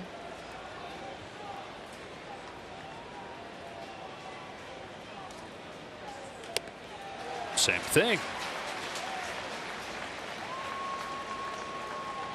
Dodgers have been pretty good this year, Joe, in figuring out patterns. Patterns by pitchers. And they compare notes with the best of them. Thompson goes up to get this one and hammers it down the line. Just foul. Oh, it hooked its way outside the pole and stays at 0-2. Now, Walker may get out of this inning, but the Dodgers are figuring him out right now.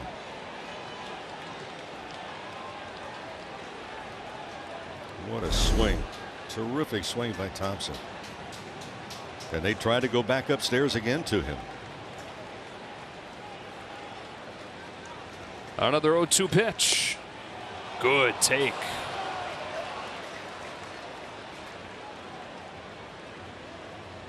That's the difference in Thompson, what we saw before. Trace Thompson now knows the strike zone. Okay, he's going to take a strike. Might be strike three. But he's figured out, what he can handle really well, which is a difficult process. It's easy to work on those things that you're good at. If you handle the ball inside, easy to work on those. Painful maybe to work on everything else. Wow. Ooh. Taijuan Walker gets squeezed big time there by Ted Barrett.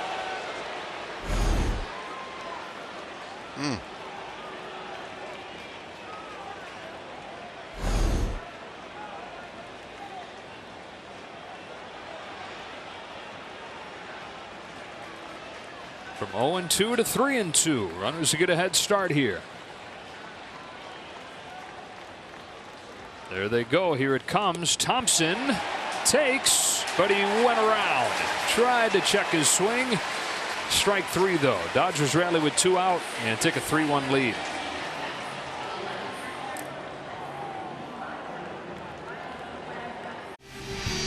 Dodger Baseball on Sportsnet LA is brought to you by Jack in the Box. Spicy chicken strips are back at Jack in the Box for a limited time, starting at just $5.49.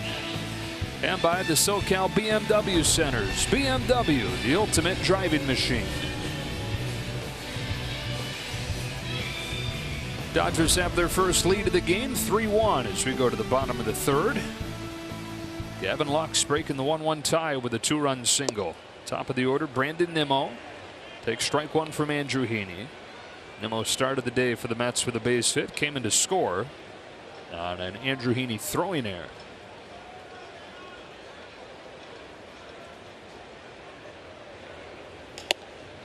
1 ball, 1 strike. We'll see which way Heaney goes in this inning. First inning, he threw 6 sliders, 2 for strikes. Second inning, threw only 1 slider in 11 pitches.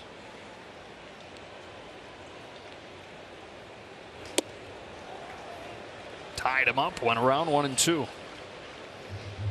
That's 3 fastballs in a row, and that one was with a purpose, and he was able to collect on it as well.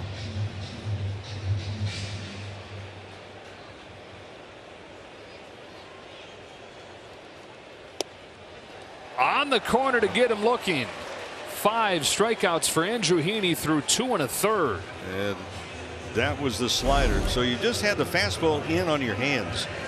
Are you looking for it again? Because most hitters hate being jammed. Halfway to Jumbo Jacks for Andrew Heaney, coming off back-to-back 10 strikeout performances. He tries to become the 4th Dodger left-hander to have 3 straight starts of 10 Ks. Kershaw, Fernando, Koufax. That's a strike on Marte. How about the fact also with Heaney, Joe, now that's 44 innings. He struck out 67. Yeah, it's the #1 strikeout rate in the National League. And yet when you're trying to envision, okay, who's in that category?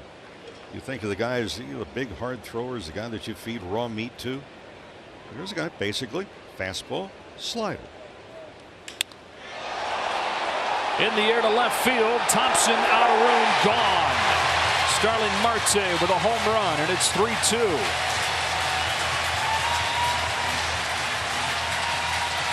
Up, out over the plate, and up and out over the fence.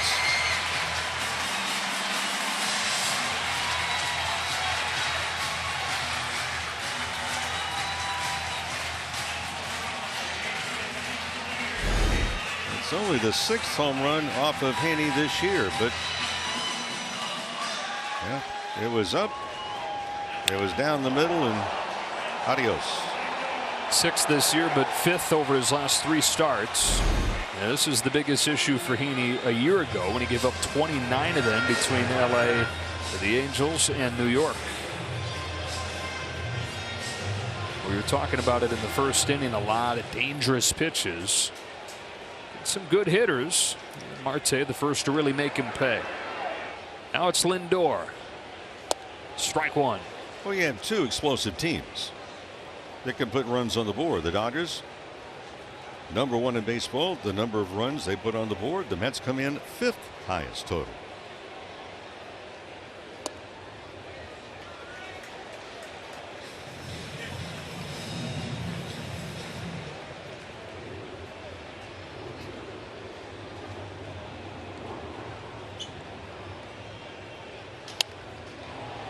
It's 1-2.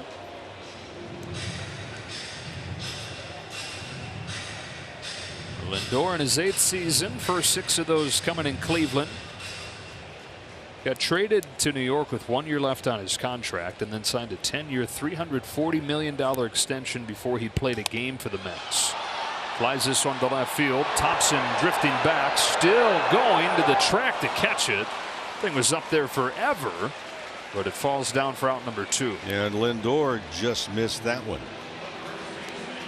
Just got under it.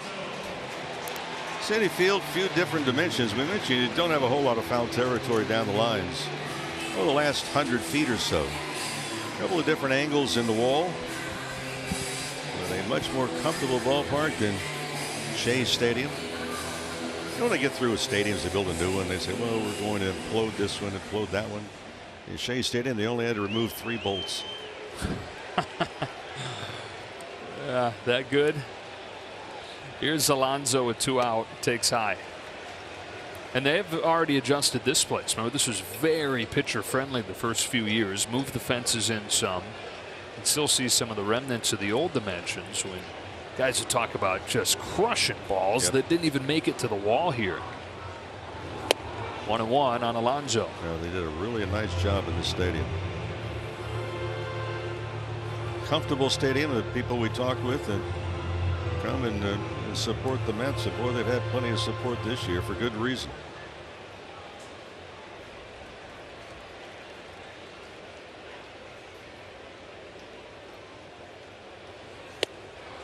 Got a fastball by him. It's 1-2. Well, Alonso's swings, I mean, most of them are as if he's still in the home run hitting contest.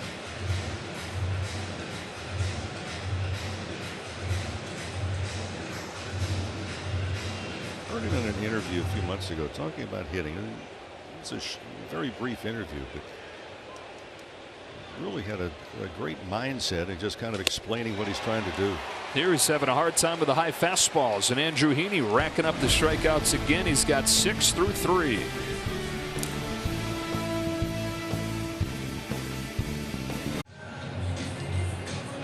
Head to Dodger Stadium when the San Diego Padres visit on Friday for a 3-game series you won't want to miss. For tickets, visit Dodgers.com/promotions. All right, Kirsten. Starling Marte's home run has made it a 3-2 game. Dave Roberts said before the game today, Clayton Kershaw is going to start the final game of this series, which means that game that Kirsten just talked about will be Dustin May Friday against San Diego. Cody Bellinger grounds the first pitch of the inning to the right side where Lindor was positioned. 1 pitch, 1 out for Walker.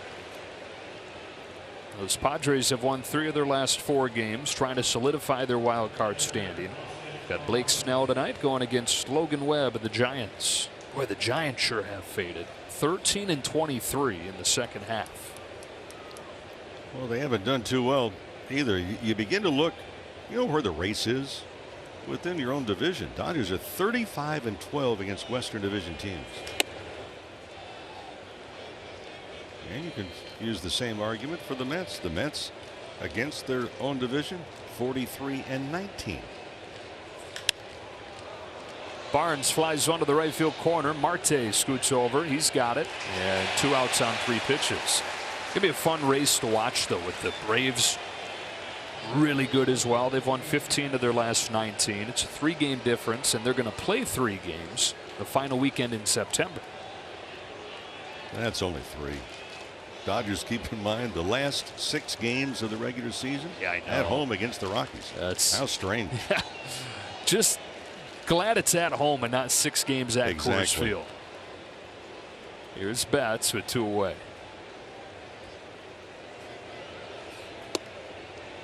Strike 1.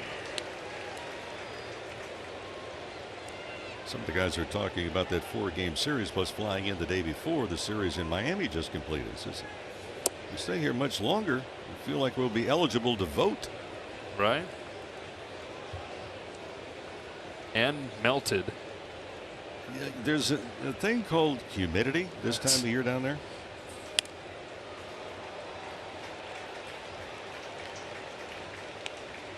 Seem to agree with Mookie. There's 4 home runs in the 3 games. Never homered in 4 consecutive games in his big league career. Takes a spinner away, and the count evens 2-2. Well, good take right there. Amateur umpires wanted it because it looked good from the seats.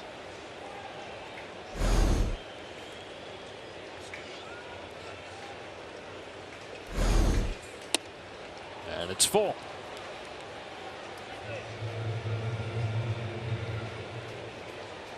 Betts doubled and scored the Dodgers' first run. National League leading 100th run scored this year for Betts. Who's got a walk here? The Dodgers look to do it again with 2 out. Well, what an at bat. You're behind 1 ball and 2 strikes. You wind up getting the walk, and the pitch count just keeps added to. Dodgers love getting into bullpens, Joe. Excuse me. They love getting into bullpens. The Mets have their secret weapon going. Their closer hasn't worked since the weekend. He's raring to go. And for Walker, trying to get his ball club in a position that they can go to the closer late in the game. Because that has kind of been the underbelly of a very good Mets team. It's that bridge between the starters and Edwin Diaz. How do you get there? Make that bridge longer, running this pitch count up to where it is here.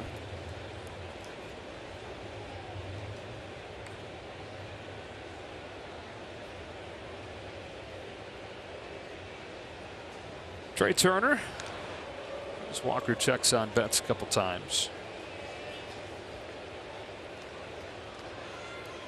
They're talking about Trey moving his pregame batting practice onto the field. He said he loves to get his work done in the cage, but also there are some times where he just wants to see the ball fly. He wants that feeling of watching it instead of hitting the netting and feeling like you hit it hard but not seeing it. Well, and in the net, if you hit it late, go the opposite way or pull it, then that's only about 8 or 10 feet away from you. So you want to be able to have that reference. Is it where the shortstop has been playing? Is it where the third baseman would be playing? What's the depth that you hit it to the outfield? So he says he doesn't know if this will be the fix for, again, he's talking about what ails him and how much he's struggled. He's hitting .311, but has just felt a little off, and he's hoping that shifting that pregame routine can maybe unlock something. I always felt if you can hit on the field, I think it's an advantage because you're seeing the entire picture.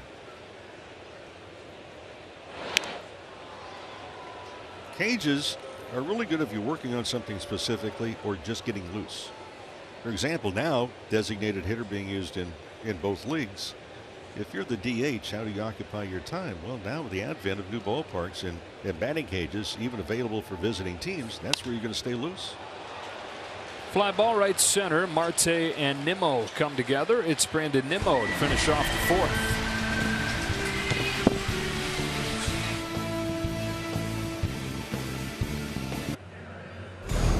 Coming on Friday, Backstage Dodgers, presented by Cadillac, looks back at some of the best off-the-field moments from the 2022 season. Pitchers Tony Gonsolin and Alex Vesia learning how to make deep dish pizza in Chicago. Mookie Betts testing his bowling skills against professional bowlers during the All-Star break. And Will Smith and Dave Roberts playing a round of golf with World Golf Hall of Famer Fred Couples. So don't miss Backstage Dodgers, presented by Cadillac, coming up on Friday. Darren Ruff leads off this fourth inning in a 3-2 game. All right, Mo, answer carefully. Chicago style or New York style pizza? Whisper if it's the wrong answer. No, it has to be Chicago. Okay. That was the one you should whisper. No. It's loud and proud about it, huh? No. When both of your children are born in Chicago, then you have to. You have a good reason for it. Yeah, then. That's what you go with. 1 ball, 2 strikes on Ruff. Well, guys, I just want to jump in here quickly and say I strongly disagree, because New York style pizza is hands down the best. So I apologize, Rick. I would just like to say you're both wrong. Detroit style. Really? Oh, yeah. And how is that served in Detroit? In pans. Square pans, Way to go out on a pieces. ledge. What is Detroit style pizza? Square. Oh. Okay. It's the original Detroit style pizza. I believe it's in like motor oil drip pans is what they made it, and not obviously they clean them out first, but the shape, you know, like a rectangle pizza, rectangle slices. I'm telling you, it's good. You get really crispy cheese. Yeah. You're not convincing us right now. This is a really horrible description I'm giving, but it's a lot better than I'm making it Here's sound. who we may be in disagreement. We have no idea what Joe's talking about. Yeah, at least we have a real pizza that is widely tasted, and you know people know about it. It's a real debate. But this Detroit one, we have to go. We might have to go and try it. Kirsten, next season. I would say don't check your social media tonight after that comment, because the only place Detroit style pizza is bigger than Detroit, L.A. Blowing up there. Really? I'm telling you. Uh-huh. Wow. I don't know. There are some really good staples that are now in LA, whether it's Joe's Pizza, Prince Street Pizza, that are now in LA. So I don't know. I think New York might still win. I'm so sorry. Ninth pitch coming here to Darren Ruff. I think the all-time pizza story is my wife Barbara Lee is sitting with Tommy Lasorda in Chicago, right behind the Dodger dugout one afternoon. Tommy asked Barbara Lee, "You hungry?" She says, "Yeah." Tommy got on his phone. 30 minutes later, there were, I think, 12 pizzas that were delivered to the ballpark to his seat. It's amazing. Tommy had no trouble finding pizza. Or any food for that matter. Well, that was my next. Yeah. Yep.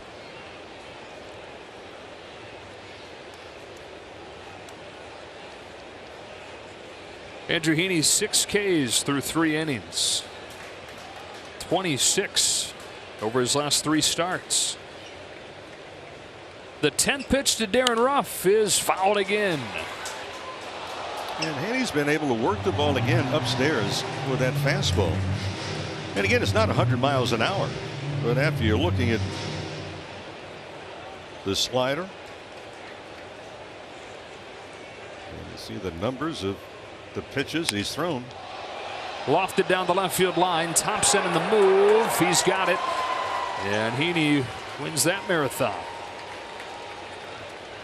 Dodgers outfield, and there's a lot of different variations as far as who you can put at different spots. Every one of them can run like a gazelle. Whether it be Bellinger in center, you saw Trace Thompson make the catch, and Mookie Betts. The other thing that they can do besides running it down, they'll throw very nicely too.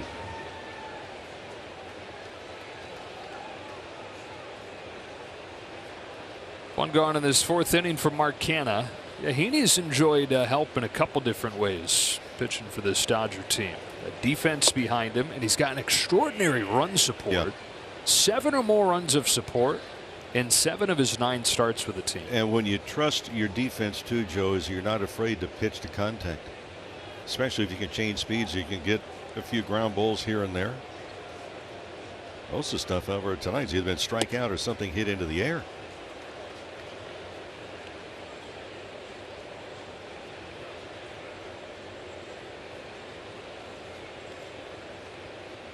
1 ball, 1 strike on the first-year New York Met Mark Canha. Grounded to third his first time.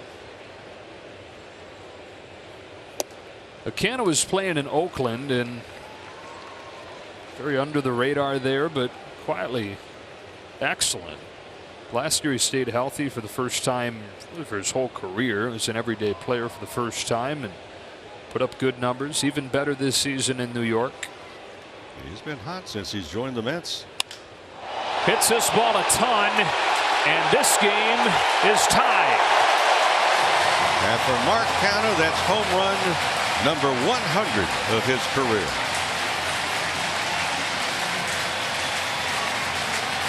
He likes the Big Apple.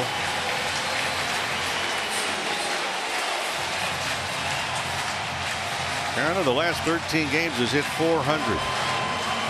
That's his 4th home run in now the last 14 games. Out over the plate, out over the fence. Canha's been getting on base all season, been getting on base the last few years, but really started to surge with the power lately. To making that adjustment we were talking about earlier, where he spread out in the batter's box, moved his feet farther apart, quieted his leg kick, has taken off. McNeil goes up the middle. Trey Turner's waiting for him. 2 away. For Canha, spreading out his feet is a lot like, well, building a good foundation for a house or a building.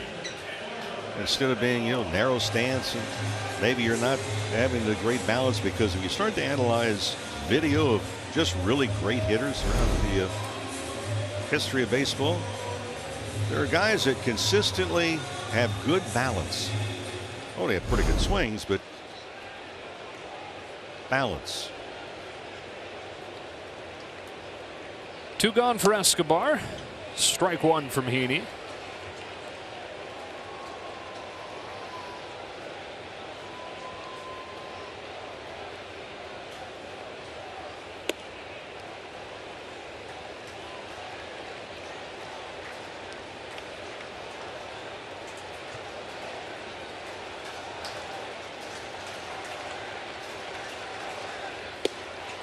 It's 2-1. This crowd becoming a little bit more lively now. They're just waiting for something to happen to explode.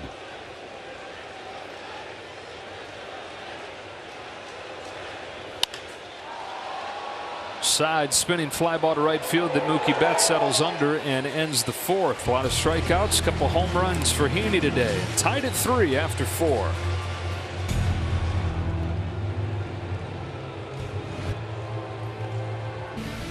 Dodger Baseball on Sportsnet LA is brought to you by Arco. Quality top-tier gas for less. Now accepting credit cards. And by your Southern California Toyota dealers. First of 3 between the Dodgers and the Mets is tied at 3 as we go to the 5th. Home runs from Marte and Canha tying the game up. Freddie Freeman waits on a first pitch curve, sends it a mile high, but he just got under it. And Nimmo's there.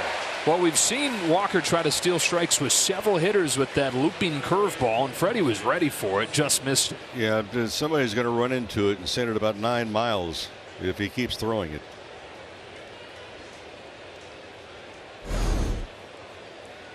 Here's a look at it. That ball was up. That's basically the old-fashioned hanger. Well, 1 pitch, 1 out for Walker. Misses inside with a fastball. Walker taking that loss at Dodger Stadium early this year, went 5 2/3, allowed just 2 runs. 7 hits, walked 1, struck out just 2 in that game. He was just one of those victims that did not have a whole lot of run support. Wasn't he pitched poorly? Ahead 1-2. Yeah, that's a better breaking ball right there.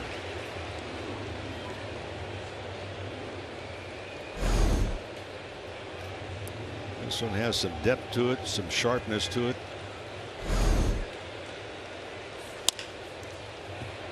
Ground ball that Lindor cuts in front of. 2 up and 2 down in the 5th. The Dodgers had really run that pitch count up through 3 innings, but Walker's settling in here the last inning plus. 78 pitches with 2 gone in the 5th.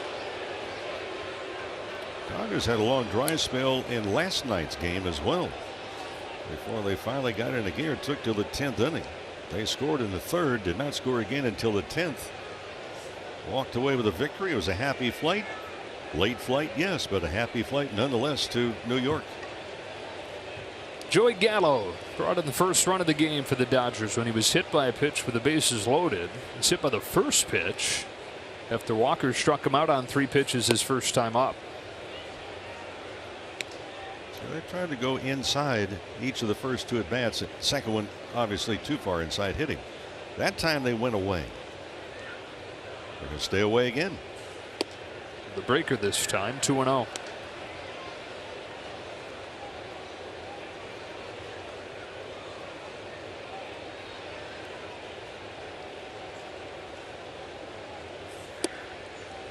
Splitter for a strike. So Walker, his 11th career start against the Dodgers. He's 3-3.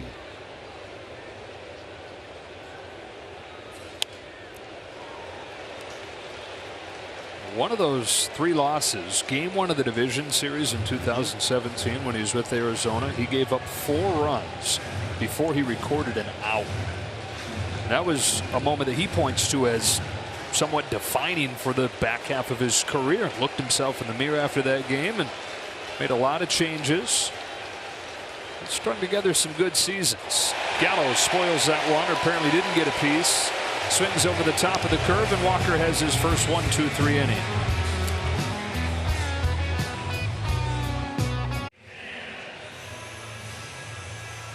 For the best coverage in the game, we check out the T-Mobile coverage cam back here at Citi Field. What do we got? We got Kirsten's Pizza. That sounds good though when he's cutting it right there. That's some well-made New York style pizza.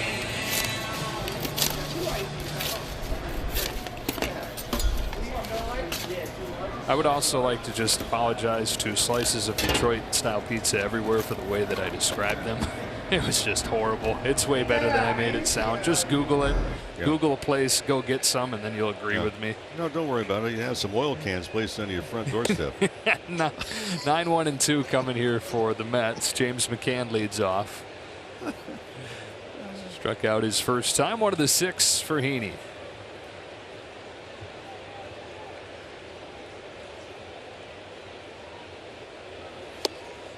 One ball, 1 strike.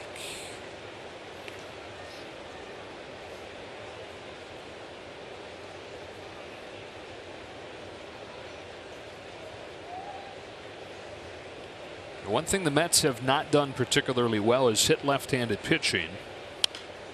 And that's all they're going to see when it comes to the starters in this series for the Dodgers. Tyler Anderson tomorrow, and we mentioned it earlier, but Dave Roberts making it official today that Clayton Kershaw will make his return from the injured list on Thursday.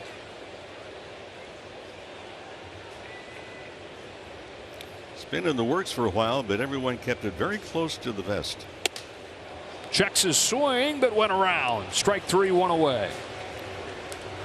Nestor Ceja, the first base umpire, making the call. Had a long talk with Nestor during the offseason at Jackie Robinson Training Center, formerly known now as historic Dodger Town. MLB puts on the umpiring school. They had about 60 being trained this past offseason. In February, Nestor Ceja came down to address and talk to the group. And you're interested in umpiring. Usually baseball is going to underwrite some of that. So check out on MLB. They're looking for very good umpires. And I mean, they're all good. It's a ball on Brandon Nimmo. What ultimately separates the guys that not just make it to the majors but stay there in terms of umpires? Is it as simple as they're way better at calling balls and strikes than the other guys, or something about the bedside manner? Attitude.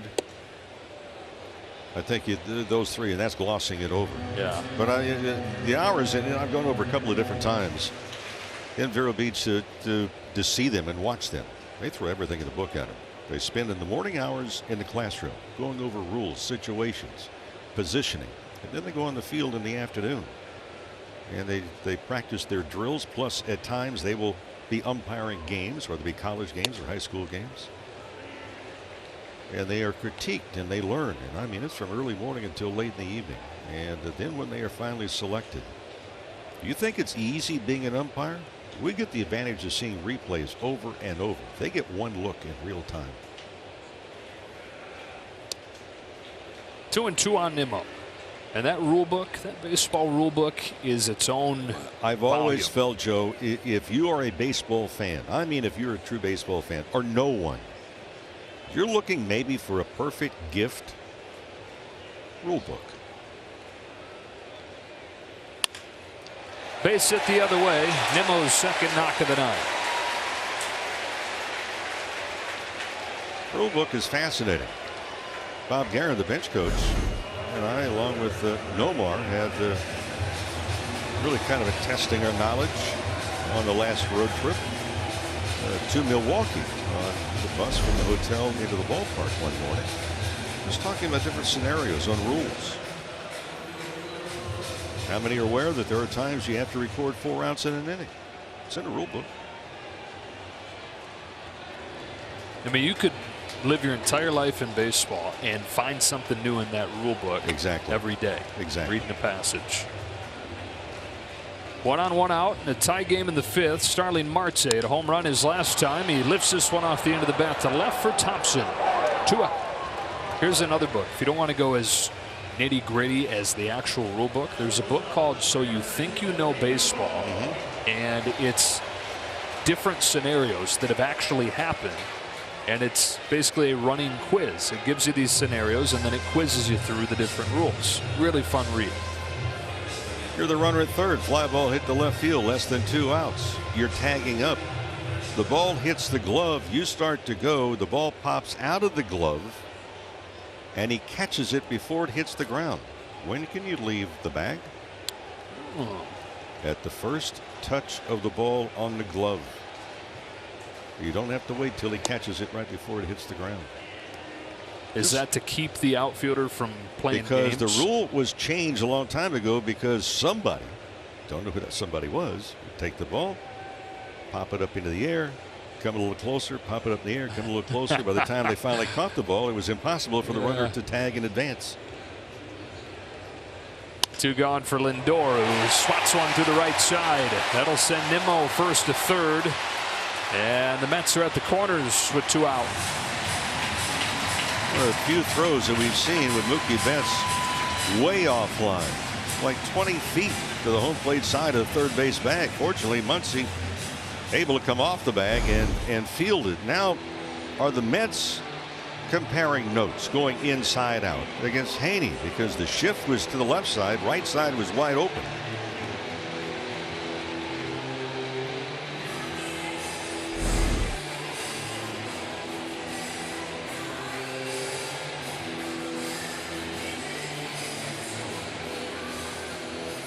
Nimmo at third, Lindor at first, and Pete Alonso at the plate in a tie game. Alonso third in the league in homers, leads the league in RBIs with 105. But Heaney struck him out both times, attacking him with fastballs. Yeah, and fastballs up. That's where the target's set here. That's where he goes, and same result. Well, until you see the hitter is going to adjust, why would you change? First time up, check swing. Had a pitch well out of the strike zone.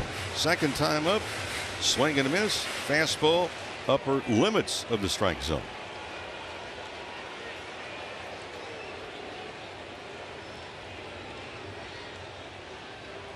Heaney's 0-1. Sticks with it. Alonso takes this one. 1 ball, 1 strike.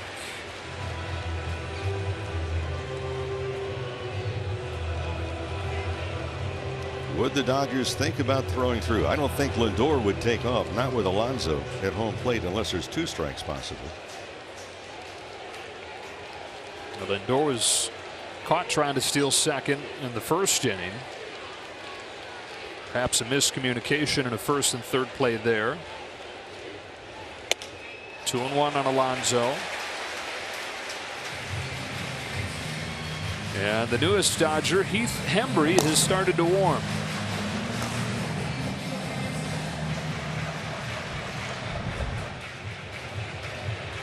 And we're getting to hitters counts, and this can be dangerous if you're not going to be hitting your spots.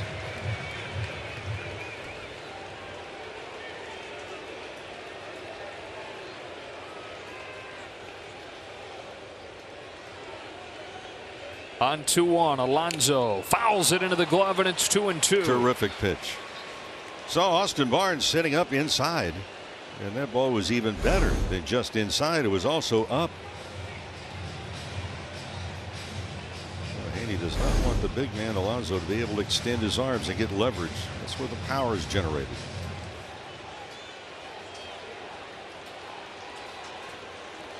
Deuces Wild in the 5th. 2 on, 2 out, and a 2-2 pitch from Andrew Heaney. After a toss over. Now Barnes was patting the ground with his glove, which a lot of times is the setup for a breaking ball or off-speed pitch. But was it a decoy? By decoy, maybe getting someone if they're looking, but there was the tap. Now do you want the ball down off speed? Now the target's in. He struck him out, sticking with a fastball to get Alonso for the 3rd time tonight. And it stays 3-3 after 5 in New York.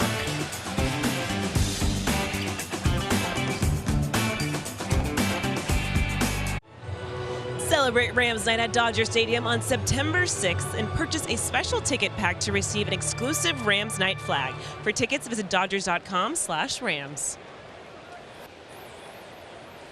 All right, Kirsten, looks like the night is finished for Andrew Heaney. It was 5 innings, strikes out 8, and used the strikeout to avoid some big innings.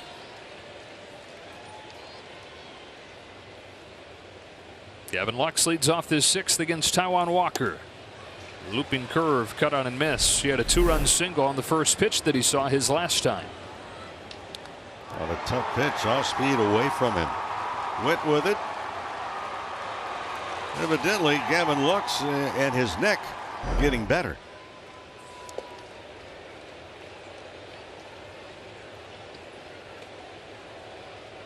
He has had himself quite a season.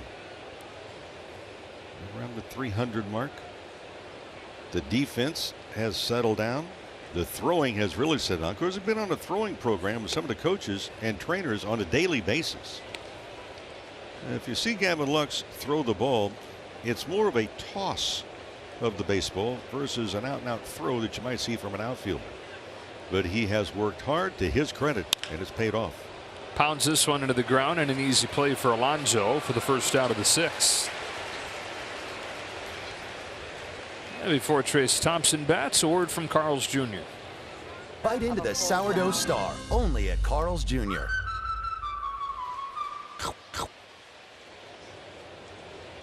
Thompson 1 for 2 against Walker. Just missed homering against him his last time up. And wound up striking out. It's one of the 5 for Walker, who's walked 3. Giving up those 3 runs, all coming in the 3rd inning, all coming with 2 out.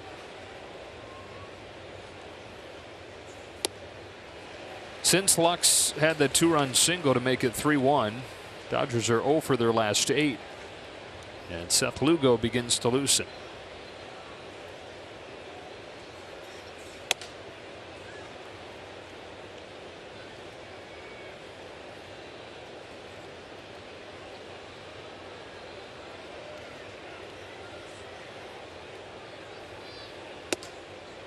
Two and 1.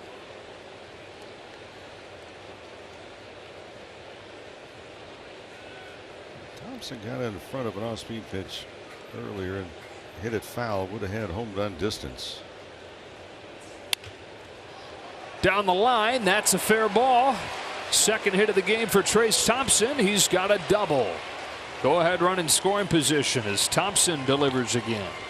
For Thompson, had the single his first at bat. He just continues to roll along. It's going to be a nice decision.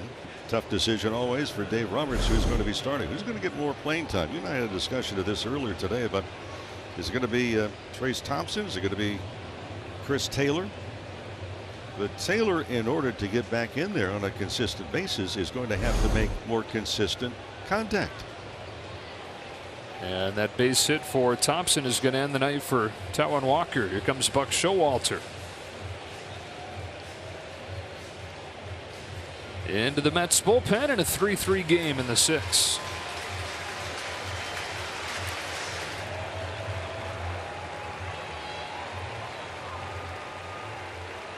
At least runner at second, his responsibility. And into the Mets bullpen, and we're talking about this earlier, Mo, but they've gotten really good starting pitching. They've got the best closer in baseball this year, but the bridge to get there from the starters to Edwin Diaz has been the biggest question. Yeah, it's been a rickety bridge, and for Seth Lugo, one thing to keep in mind, don't know what the Dodgers scouting report is. They're normally extremely accurate for good reason. But for Seth Lugo, here's a number for you. He has thrown first pitch curveball almost 50% of the time. Is that on the minds of the Dodger hitters now that they see Lugo enter the ballgame? Well, he's doing his part to try and strengthen that bridge. 8 of his last 9 appearances, he's put up zeros. The right-hander on to face Cody Bellinger with Trayce Thompson at second and 1 gone.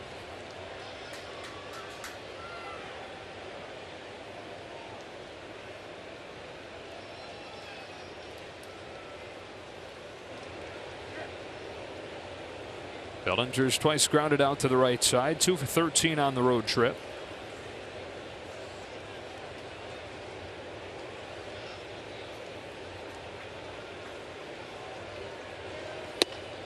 Fastball for a strike. Did not go with the breaking pitch.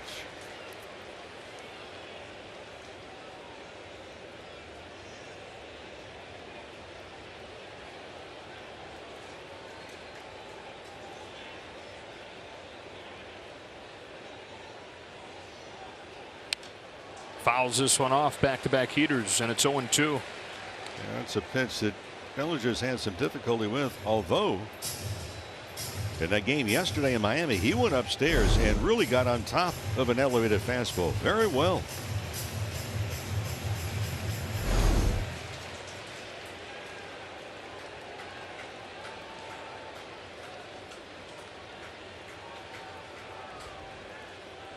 There's the curve, and it's lofted to left field for Mark Canha.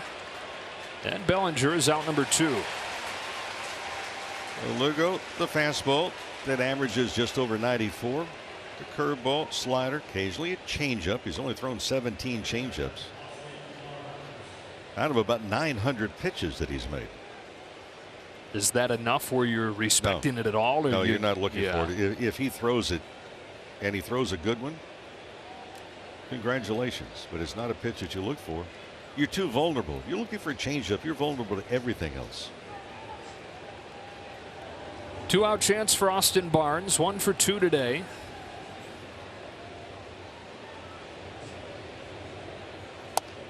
Takes low for ball 1. Barnes hitting well above 300 in this month of August. Continues to be good defensively. And ahead here 2-0 with Betts on deck. If you watch McCann, he kind of tips off the fact on a breaking ball just by his setup position. At least he has in the 2 that have been thrown.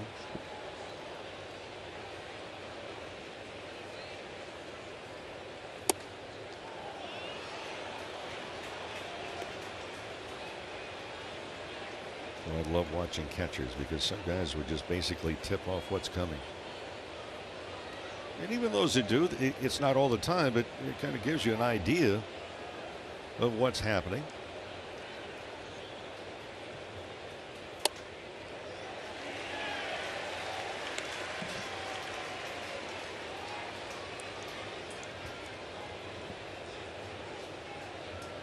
Big pitch right here.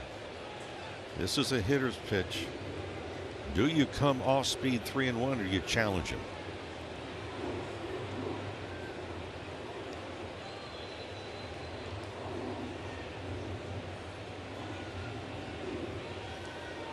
Tie game, 6th inning. Thompson at second. Betts waits on deck. Barnes takes ball 4. Lugo walks the 9-hitter, and Mookie Betts will have an opportunity here.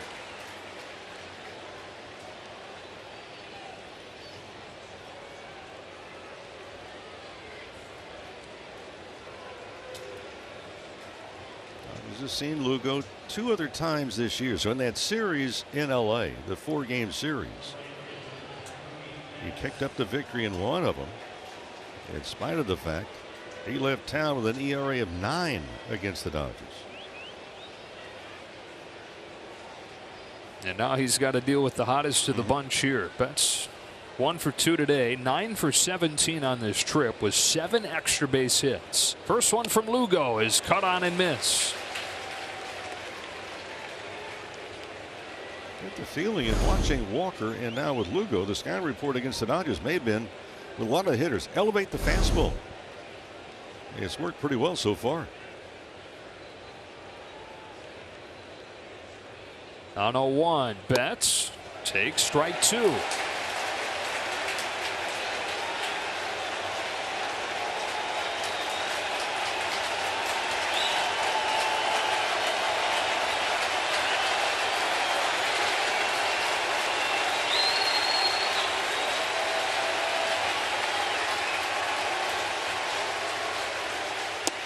Ball 1.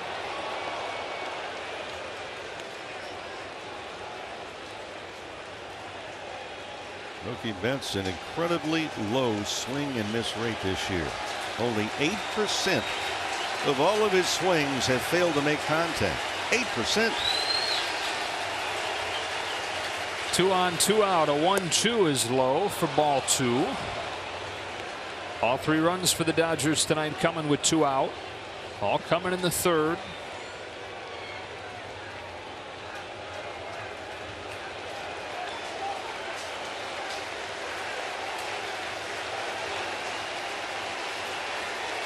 Thompson at second, Barnes at first. 2-2 to Betts. Breaks away. Count goes full.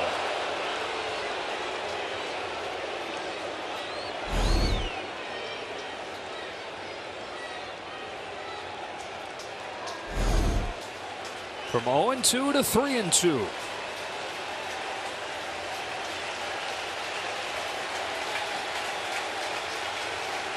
Mookie Betts takes the walk and loads the bases.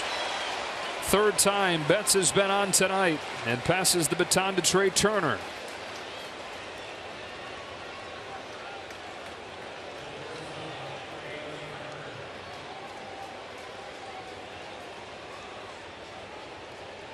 A guy that's hit .346 over the last 2 weeks.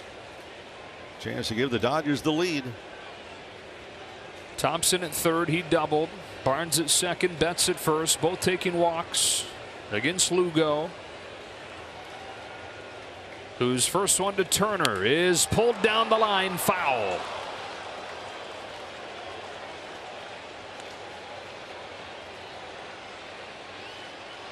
Career year in terms of driving runs in, 86 of them for Trey Turner on this loaded lineup. Leads the team. Top 10 in the majors in runs batted in.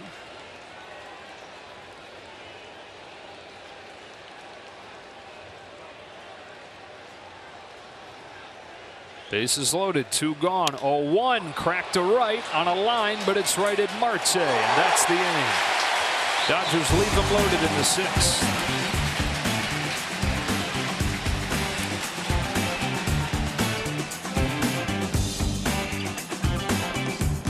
Baseball on Sportsnet LA is brought to you by Morongo Casino Resort and Spa. Good times, less than 90 minutes from wherever you are.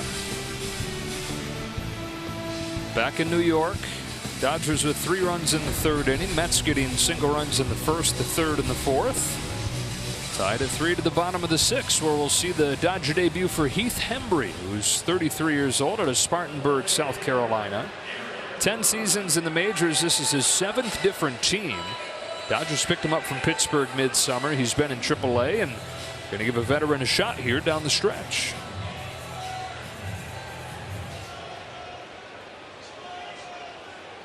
One of the 6 teams that he's pitched for. These New York Mets. This last season, 15 games for the Mets. 5, 6, and 7 coming up. Darren Ruff leads off and takes strike one from Hembree. Well, will Hembree pick up the baton and run with it, because the rest of the bullpen has this month. In fact, an ERA the best in the National League in August, 2.22, second best in Major League Baseball in that span. Penn was huge yesterday. 6 pitchers combined for 5 1/3 scoreless innings. Ruff starts the 6th inning with a base hit the other way.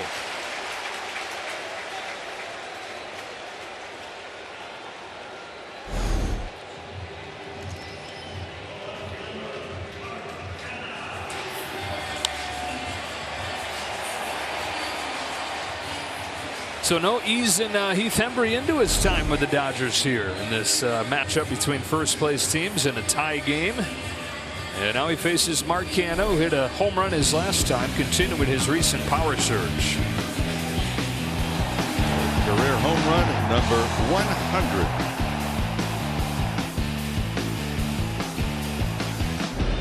Canha uses the same style bat as far as the end that Mookie Betts uses. Swings and misses. Strike one.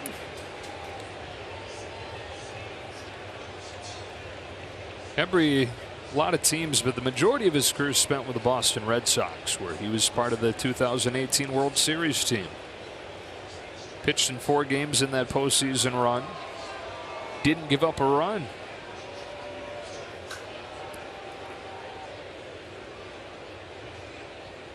His 0-1 pitch is swatted to right center. Betts going back. He's there. Could Hembree be the next guy that everybody, when they see the Dodgers, asks about? How in the world did this guy become this? Because it seems like everybody they acquired, they wind up unlocking something. And it's not just this year either, Joe. If you look historically with this Dodgers organization, whether you go way back to Red Adams in the 60s and 70s, the pitching coach, or they go Ron Peronoski, Rick Honeycutt, longtime pitching coach, and now Mark Prior, they've all kind of accepted the same philosophies, and they have been able to open the doors for more than just a handful of pitchers that maybe thought the door had been closed at the major league level.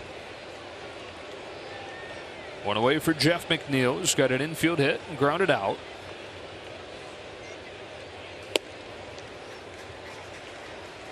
McNeil chokes up 4 or 5 inches on the bat, kind of slaps at the ball. Very difficult to strike out. In fact, you see McNeil, he even has his hands spread. The hands are not together. There's a gap in between the top left hand and the bottom right hand.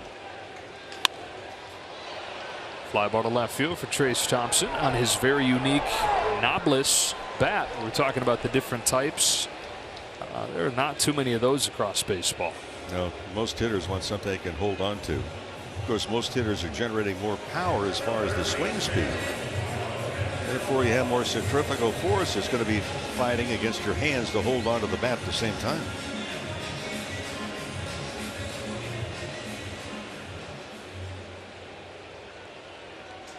Tied at 3, bottom of the 6th. Here's Eduardo Escobar. 0 for 2 today, 3 for 29 this month. That's a base hit through the right side.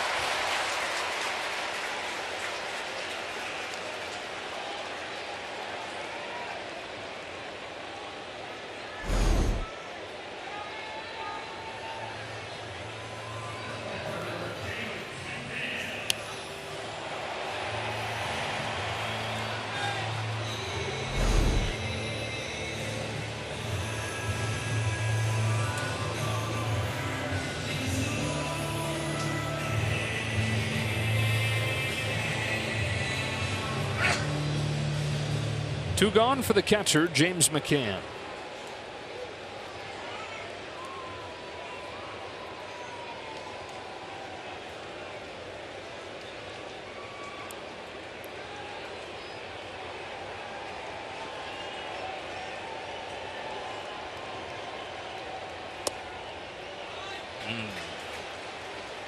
I don't know.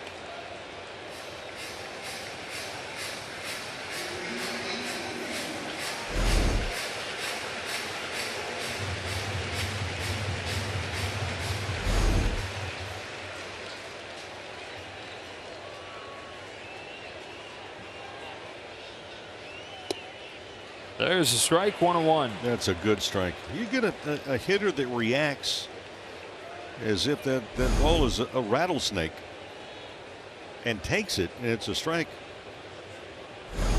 Where was he looking for a pitch? What was it that he saw that he believed it was off the plate? Would he go back in there again? Go ahead run at second. 2 gone in the 6th. Hembry's 1-1. Got a chase and down and away with it. Well, McCann has not really been swinging at strikes throughout the night. Punched out each of the first 2 at bats. And not very patient.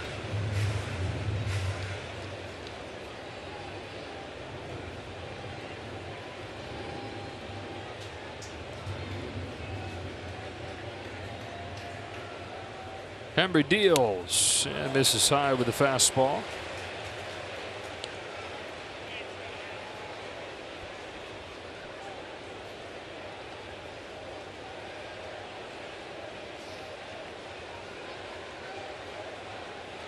Darren Ruff started this inning with a single. He's at second. Eduardo Escobar's at first. And a 2-2 from Hembry to McCann. Is rifled down the left field line, hooking, foul.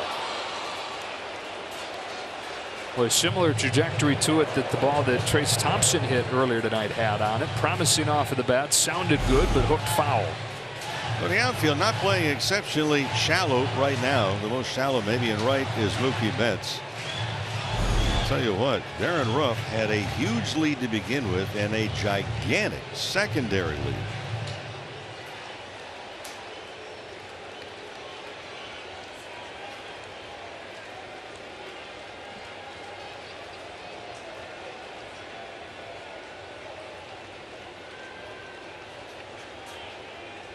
Another 2-2.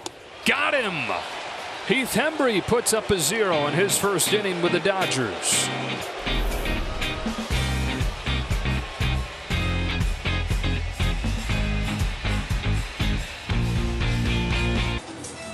Head to Dodger Stadium on September 20th for Dia de los Dodgers presented by Hornitos and purchase a special ticket pack to receive an exclusive bobblehead.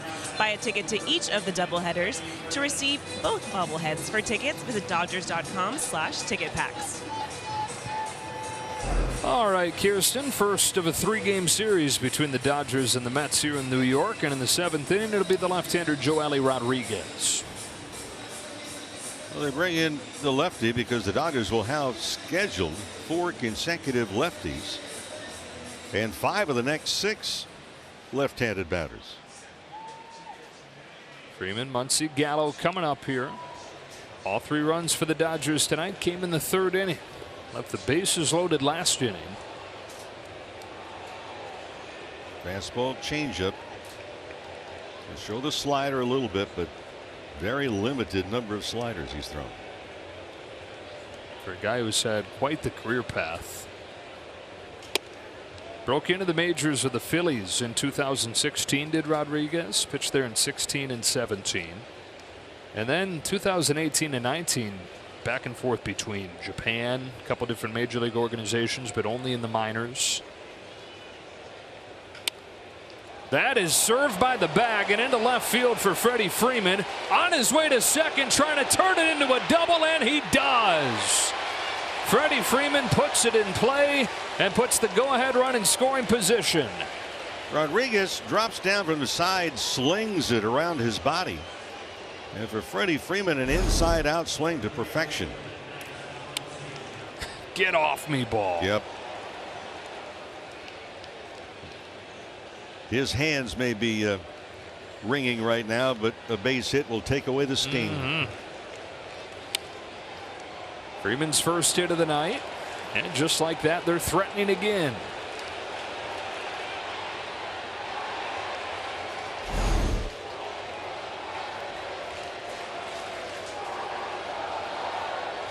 Here's Muncy. Rodriguez throws. Muncy fouls it off. Max tonight is 0 for 2, but he walked and came in to score as part of the 3-run 3rd inning. This is the part of the order that got it done there. Muncy walked with 2 gone, loaded the bases for Joey Gallo. who got hit by a pitch to bring in a run. Lux then had a 2-run single. And those are the guys coming up here.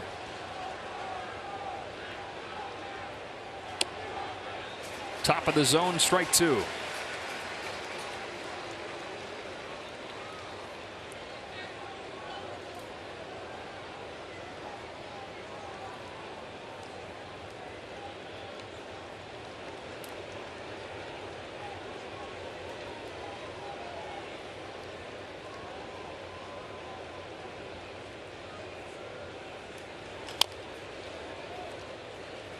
Now, just getting back to Rodriguez, a couple years of pitching for the Phillies and then a couple years off in the wilderness, going back and forth between the minors and Japan. Then he goes to the Rangers for a couple seasons. He's with the Yankees for spring training and then was part of the very rare Yankees-Mets trade the day before opening day. Straight up for another reliever, Miguel Castro. And so his first season with the New York Mets. Muncy grounds it to first. That'll advance the go-ahead run to third. You know, Rodriguez reminds me a little bit. We talk about slinging the ball around his body. Madison Bumgarner. I see it. Who was booed heavily the other day in Arizona.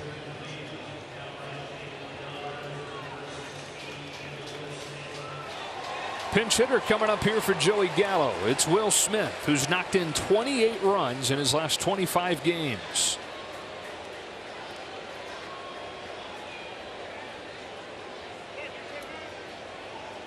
Tied at 3, runner at third, 1 away, and they're going to put Smith on and take their chances with Gavin Lux.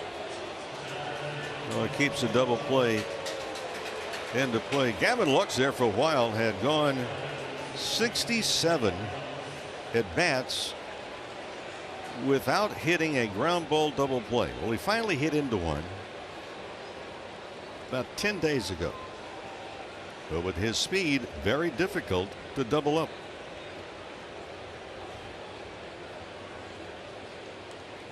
One for 3 in this game after going hitless in his couple games in Miami. Reference that neck issue he's been dealing with. Back from that, chance to put the Dodgers in front for a second time tonight. First one from Rodriguez, outside, ball 1. Fastball to 97. Lefties have hit 209. Righties 260 against Rodriguez. That's one of the big areas of growth for Lux this year. Is he's hitting left-handers just as well as he's hitting righties. So he's not trying to pull them as much as he was earlier on. 2-0. Rodriguez didn't get the call. Tommy Hunter.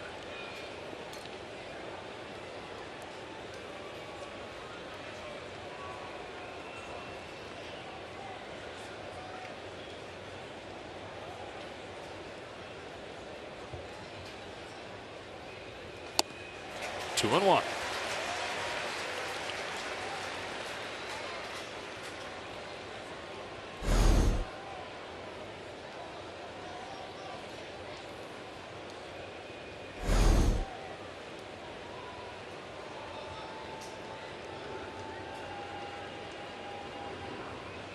Dodgers trying to take advantage of Freeman's leadoff double, but it's 2-2 on Gavin Lux.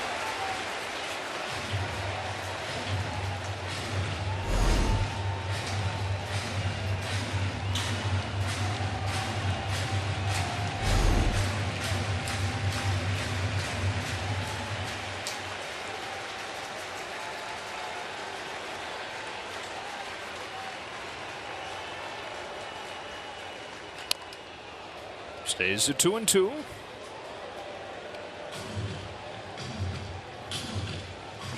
Stay back really well on that 2-run single in the 3rd inning. He moves in to stay back here too, especially in that breaking ball away that he just fouled off. One of the best hitters with 2 strikes in the league this year. Freeman at 3rd, Smith at 1st. Another 2-2. Lux takes ball 3. The Dodgers be just as happy with a wild pitch. Keep in mind, there's not a great deal of room behind home plate to the backstop in this ballpark.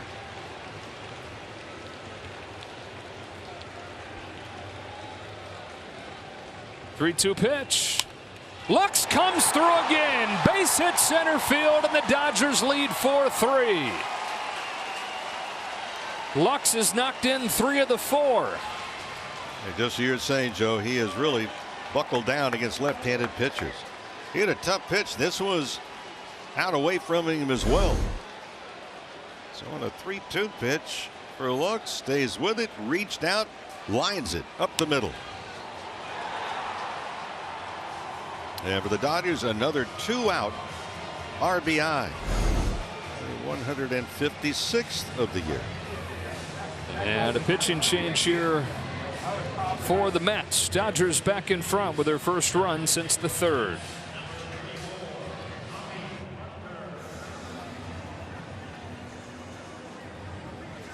For the Dodgers, 4-3 in the 7th inning. So they're at first and second. Tommy Hunter comes on to pitch for the Mets against Trayce Thompson.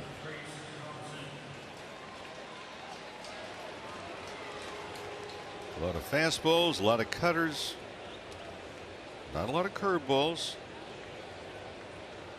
What about velocity? Well, he's right in the middle of the pack. Average fastball 93.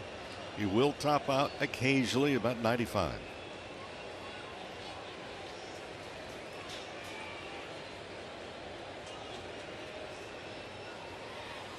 Thompson already 2 hits under his belt tonight.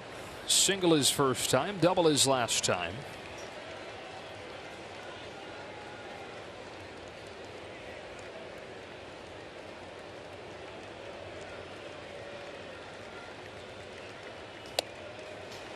One ball, one strike.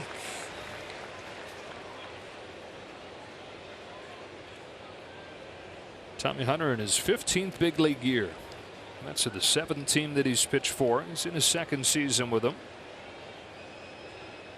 Former starting pitcher with the Baltimore Orioles. Ahead of Thompson, 1-2. A little anxious, pulled off of it.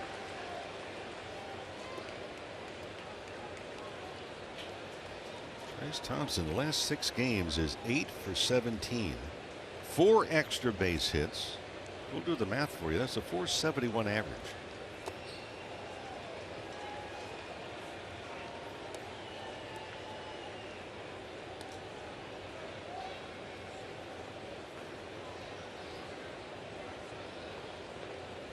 Top 10 in the league since joining the Dodgers in average and in OPS.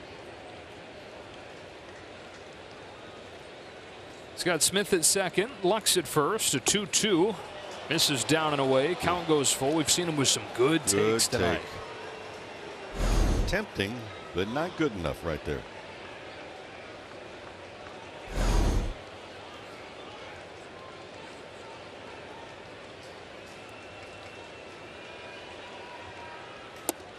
Takes the walk. Bases loaded. 3rd time the Dodgers have loaded the bases tonight. For some reason, I think if you're really looking back, I don't have the numbers in front of me, but for some reason it clicks in. You look at the Dodgers in the 7th, 8th, and 9th innings. They've been going gangbusters. But it comes back to what you were saying earlier, is that their underbelly of the bullpen, trying to get to the closer in between the starter or maybe the middle guy. The Dodgers just beaten up on opposing bullpens.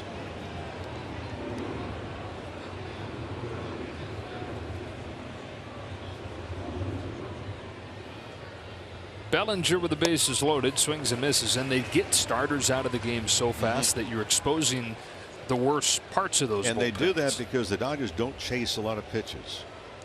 You know, they're in the upper echelon as far as selection of pitches.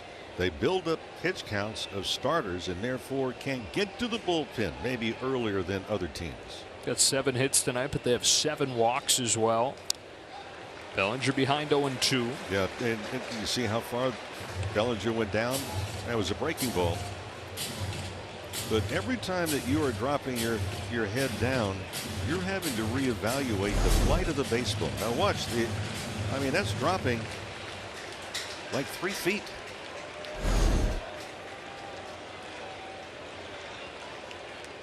On an 0-2 from Hunter, he skies it to left. Canna comes up, makes the grab. Will Smith not going anywhere. 2 out.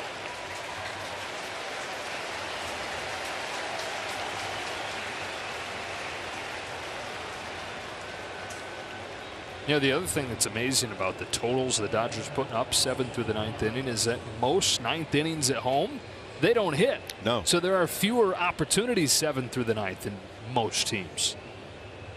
That's still a pretty wide margin. Most runs in baseball. Yeah, Dodgers have played at home a lot of 8.5 inning games.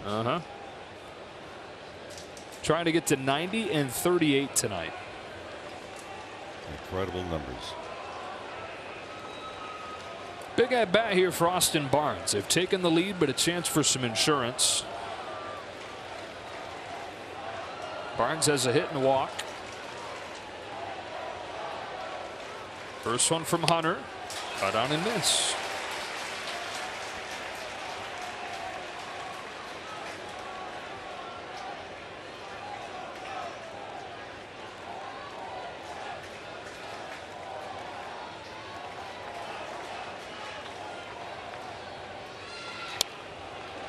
Strike 2.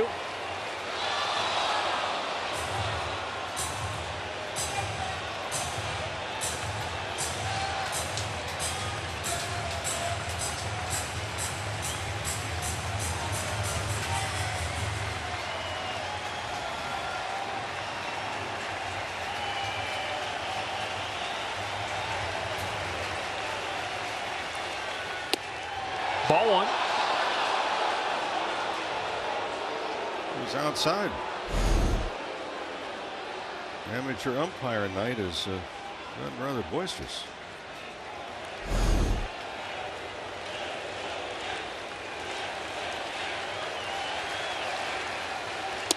Ball 2. The Mets pitchers have had a hard time. They've gotten to 2 strikes pretty consistently, but had a hard time putting Dodger hitters away. Yeah, and then they wind up having to aim it. You know, this is a huge pitch coming up here because if he misses, then 3-2 runners are going.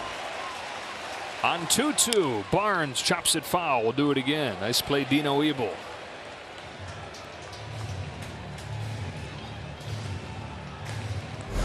Dino Ebel has real good hands, even without the glove. And then there's Hanser Alberto, has a real good cap. That's pretty good. Very left side. Dino Ebel in the third base coach's box, and Hanser with his hat. Bounce back to Hunter. Fastball to first and the inning. Dodgers take the lead as Lux drives in his 3rd run of the night, and we stretch in a 4-3 game in New York.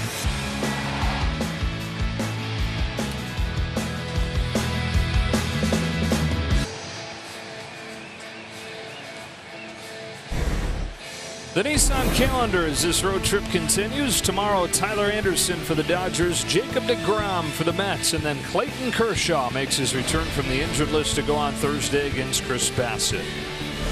So Anderson at 13-2 with a 2.69. That includes 6 shutout innings against these Mets back on June 3rd. Against Jacob deGrom, who has looked like Jacob deGrom in his first 5 starts back. Yeah, everybody's kind of looking at it. I think even hitters are saying, hey, look, let's go ahead and give it a go, both sides. We mentioned a pregame show that this is a series that's filled with a lot of fanfare. It's been billboarded big, and there's a lot of electricity in the house. Top of the order for Alex Vesia. Inside ball 1 on Brandon Nimmo, who's got 2 hits tonight. Now, Vesia certainly has climbed the ladder of importance in this bullpen. 14 consecutive scoreless appearances. And with the left-hander Nimmo to open this inning, Vesia gets the top of the order, which a month or 2 ago wasn't happening.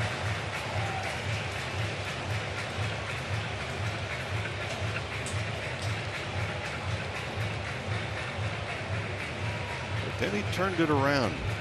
And he started to throw strikes. The problem he was having there for a while, every time he looked up, it was ball 2. Or he could not put away a hitter. And it expanded the pitch count. Therefore, it really shortened his appearance. He's gone 2-0 here. And now ball 3.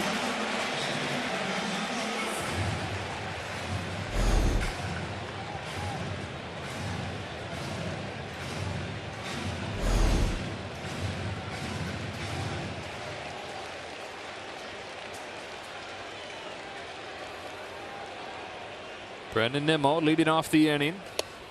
3 balls, 1 strike.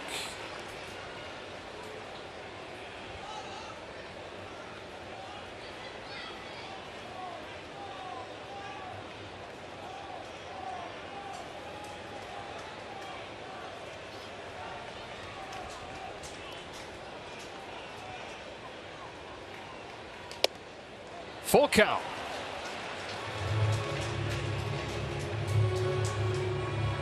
Vesia is throwing strikes, in particular when he can get ahead in counts. Right here is playing catch up. His fastball has surprised a lot of hitters. For some reason, they just do not perceive the velocity. He's battled back to work at full. He's home with a payoff, and he strikes out Nimmo. Oh, what a comeback. Right at the knees.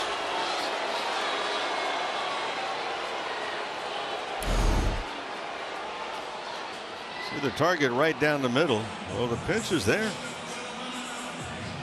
Get a side view of it. That's high enough.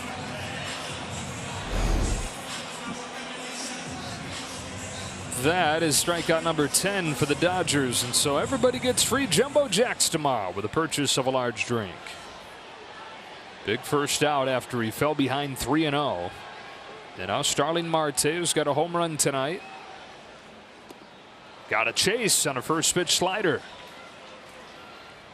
When you start to look at fastballs, we use the radar gun. You know, it was on this date, 1939, was the first actual recorded velocity, official velocity.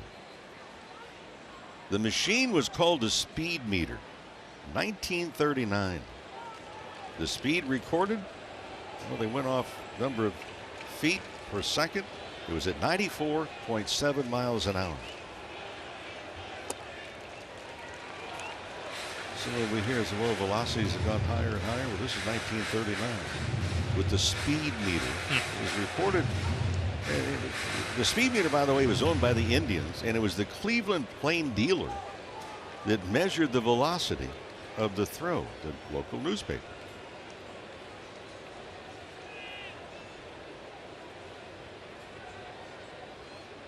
Here's a 1-1 to Marte. That's a little bit high for ball 2.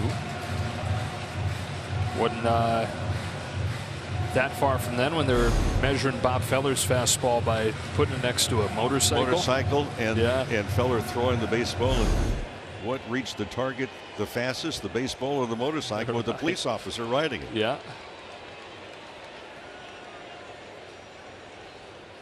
A 2-1 pitch bounced up the middle. Gavin Lux charges it, and 2 up and 2 down for Vesia. That ball took kind of a strange hop. Lux had to alter his direction. He was going to his left and then finally had to come back in a little bit. Watch if it goes over the mound, and then he came back. He thought he was going to have to reach out for it. Actually had to reach to the opposite side of his body.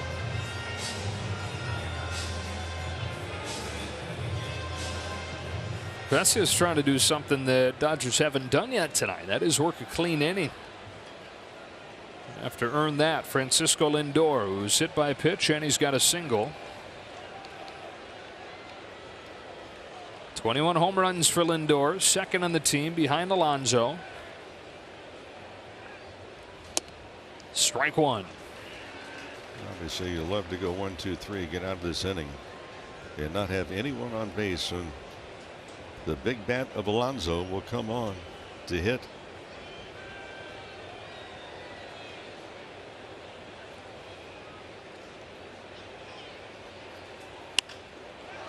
Floated down the line. That is foul, and it's 0-2.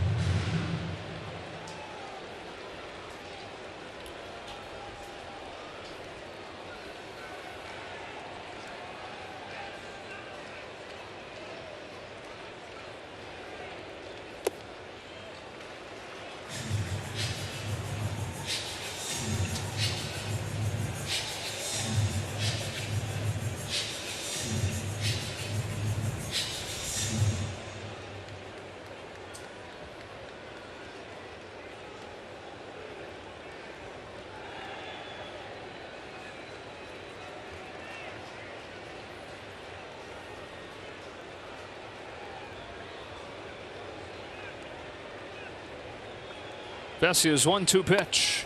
Lindor watches it miss low. Count evens 2 balls and 2 strikes. We're getting to chase on the breaking balls. He come back with a heater. If he does, don't leave it out over the plate.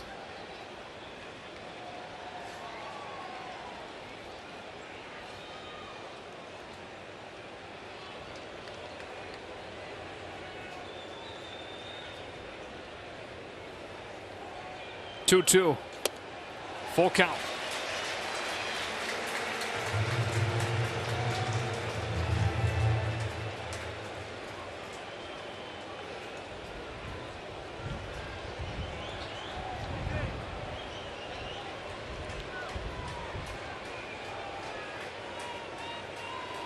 Four 3 game 7th inning. Alex Vessia's payoff pitch to Francisco Lindor. Breaks inside, ball 4. And they still have not worked the 1-2-3 inning. And now you've got to face Alonso with the tying run aboard. And Alonso representing the go-ahead run. Well, Alonso was not able to figure out Andrew Heaney. In fact, Alonso coming to this ball game tonight had only 11 strikeouts all season long on elevated fastballs. Well, 3 strikeouts tonight on elevated fastballs thrown by Heaney. Does Vesia stay with the same plan? Well, Alonso hadn't struck out 3 times in a game in more than a month. He hasn't struck out 4 times in a game all year. 2 out, 7th inning. Vesia to Alonso. Fly ball to right field. No big deal from Mookie Betts. And a scoreless 7th inning for Alex Vesia.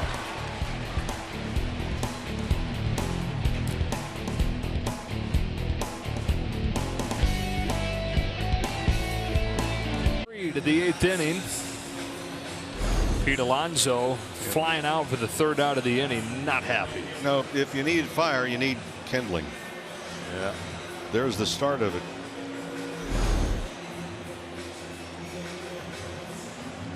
Frustrating night for him. He's gone 0 for 4 with the 3 Ks, and he's still fuming about it.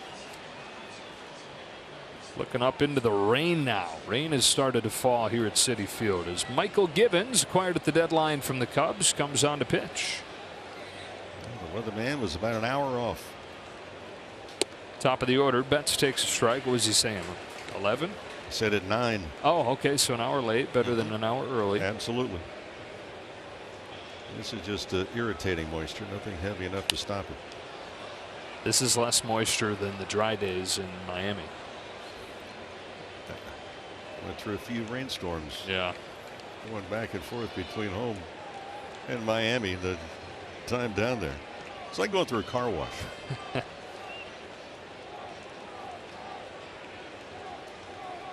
Gibbons fastball, slider, change. Another guy that slings the ball.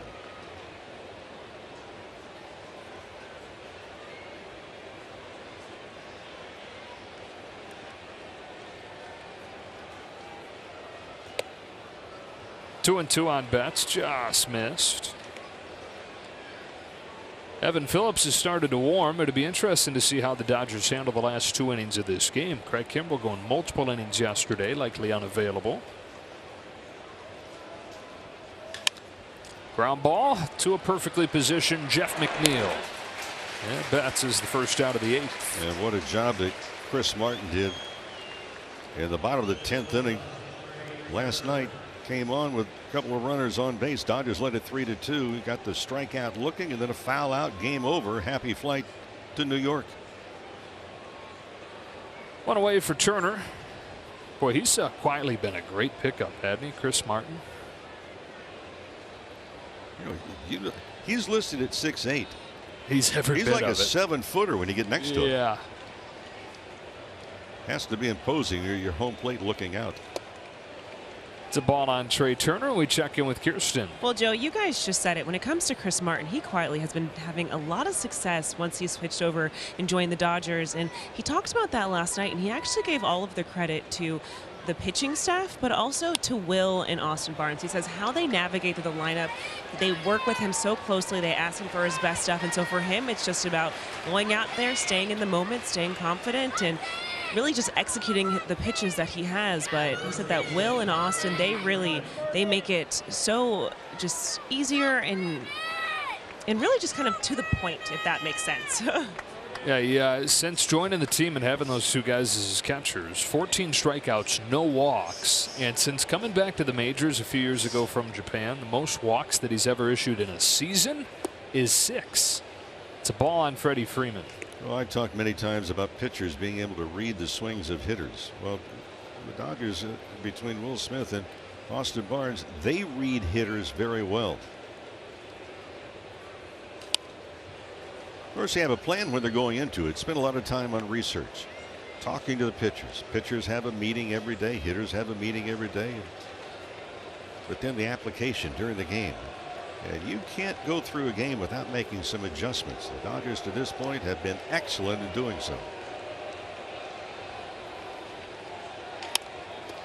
Grounded back to the mound, and 2 up, 2 down for, or 1, 2, 3 for Gibbons to end this 8th. Dodgers by a run to the bottom half.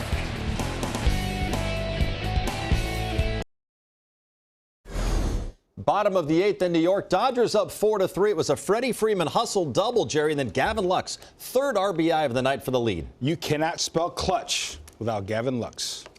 These two guys will break it down. Plenty of reaction coming up. I don't even know what that means. Evan Phillips will be the guy here for the bottom of the 8th inning. Last 34 games, Mo, he's given up 1 earned run. He's been good, and he's been good in a lot of different ways. The fastball, the breaking ball, pitches out of jams. And for Dave Roberts, along with Mark Pryor, the pitching coach, some interesting choices have to be made as we continue on. I mean, counting tonight, just 35 regular season games left. Who's going to be at the back end of the bullpen when it comes to playoff time?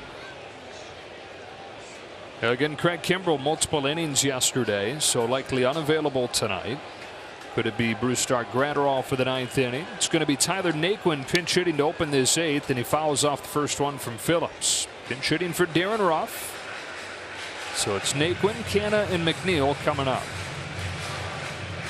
I think there is some wisdom in giving different guys opportunities. You're of course going to get Blake Treinen back this weekend. Tommy Kahnle you hope to have back at some point. And does it go with the matchups of the scheduled hitters? 0-2.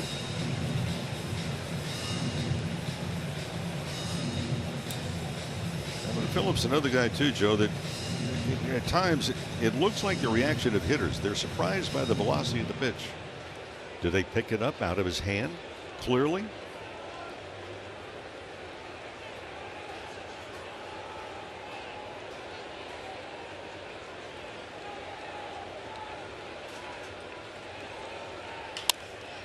Ground ball right side. Lux just past the lip of the grass gets Naquin. Yeah, sometimes that lip of the grass can also be a little bit of problematic areas for infielders. Do you get the true hop if it hits that seam right where the grass meets the infield dirt? But if you lay back on it and you've got a fast runner, it's going to be an infield single. So you have to gamble at times and go in and really take charge. He's had a few interesting plays he's had to make there tonight, including up the middle last inning. 1 out in the 8th. Mark Canha, who hit his 11th home run earlier. 11th home run of the season. It was his 12th extra base hit in his last 10 games. Extra noteworthy because before this 10-game stretch, Canha had 18 extra base hits all year, 12 in the last 10 games. He's strong, and if he can extend the arms, that's where he gets the leverage.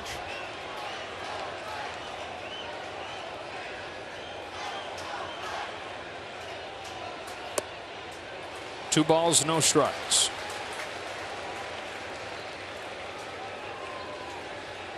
If you're wondering about chances of Phillips going 2 innings, it's very unlikely that that would be the case. He's done that twice this year, not since June 1st. And with a 19.5 game lead in the division, you don't figure that Dave Roberts is going to push guys any farther than he has to.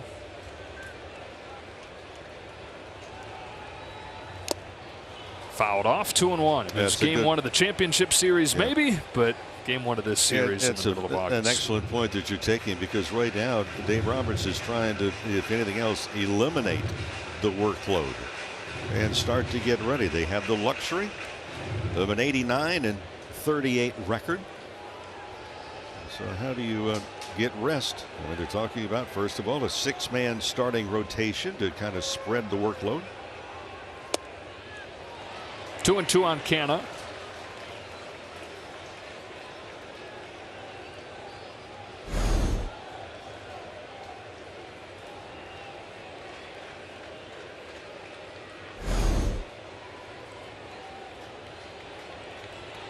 Evans, for example, we talk about sometimes he surprises hitters. Of course, he's topped out this year at 98. Not that often, occasionally.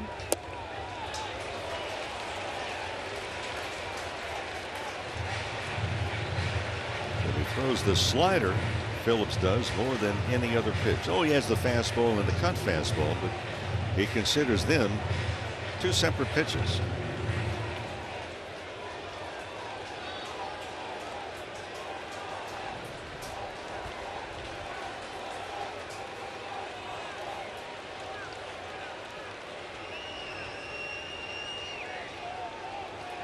Shakes a bunch to get to this one.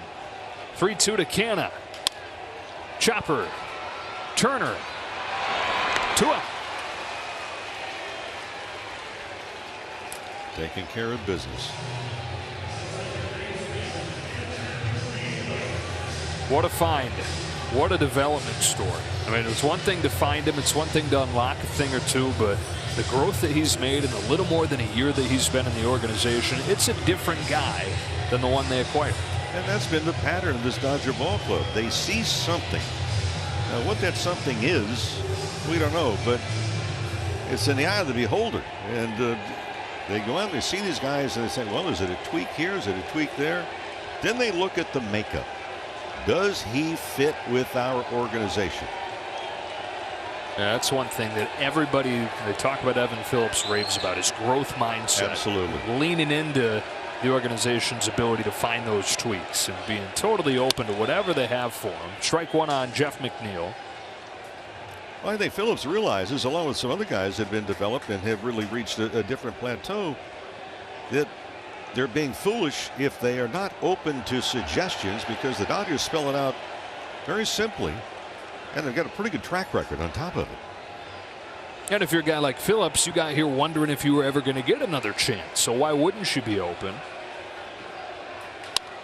McNeil flies on to right center field. It'll stay in the yard for Mookie Betts. That's a 1-2-3 8th inning for Evan Phillips. 1 earned run in his last 35 games.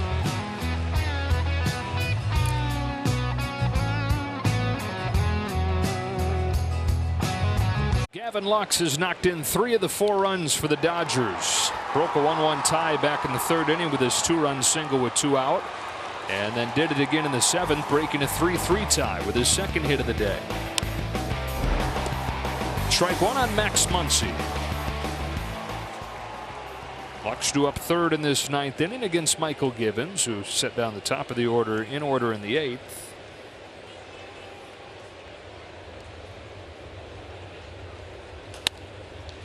No balls, 2 strikes.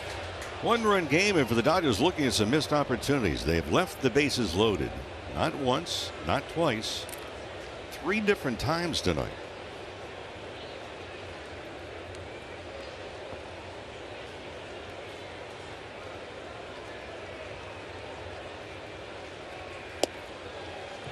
Just outside, 1-2. Wow, Jake Reed getting ready for the 9th inning. Just like we all figured. Now, who would have selected that at 4 o'clock this afternoon? Who would have selected that at 10:06 Eastern tonight? But it, again, is a reflection of where things are at. And it's fun to look at the top 2 teams in the league facing off in this series. But it is just 1 of 162 for a team already with a massive lead. Muncy hits it hard, but Marte runs it down.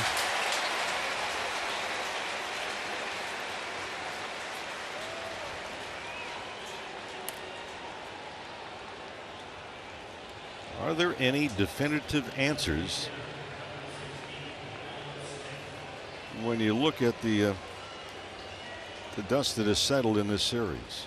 Is there a statement made if one team sweeps the other or even takes 2 out of 3? They've split the 4 games in LA. I go back early in the ball game talking about Buck Showalter, the manager of the Mets, who said yesterday, asked about the Dodgers coming in, and says, well, we know who we are and we definitely know who they are. Chopped to short, picked up by Lindor. 2 up and 2 down in this 9th inning. Looking ahead to the bottom of the 9th. 8-9-1 due up for Buck Showalter's team.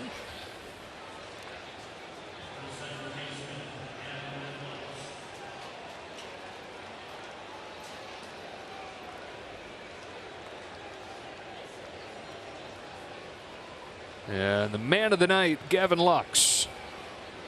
Rain still coming down, but it's not enough to get the helmets of the hitters totally wet. You can see a few drops.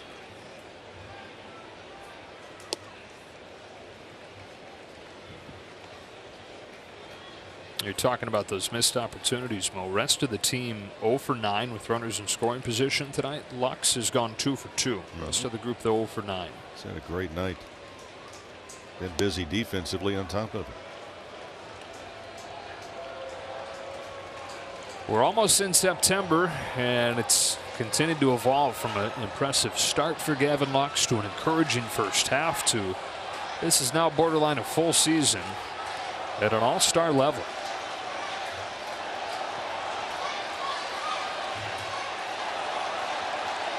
On a 2-0 from Givens, Lux jumps out of the way of ball 3.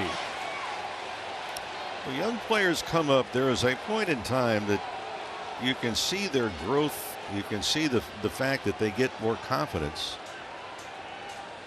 but really have to be allowed the opportunity to fail to begin with, which is what you're doing if you start a rookie anyway. I mean, that's an opportunity to fail because that's what happens a lot. And for Gavin Lux, remember just a few years ago, he basically had the second base job handed to him and he lost it.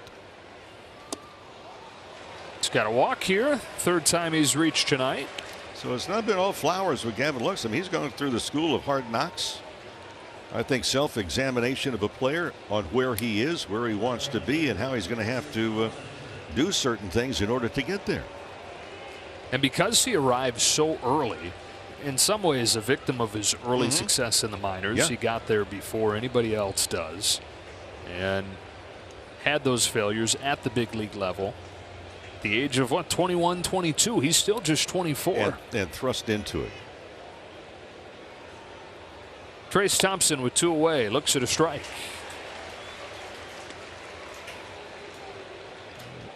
A couple of baseball people said 3 years ago, you have to allow young players the opportunity to fail.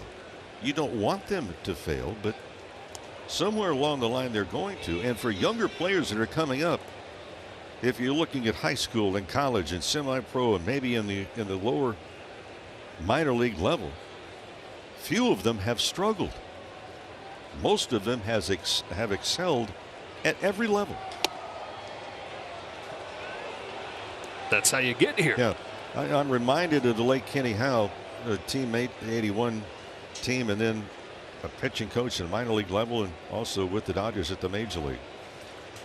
We'll go down and talk to some of these young pitchers.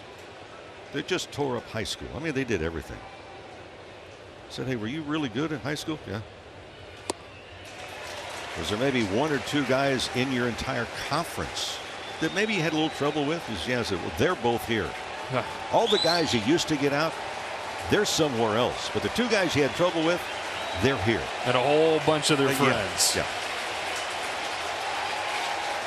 1 ball, 2 strikes on Trace Thompson, who's got a single, a double, and a walk. Another good game for Trace.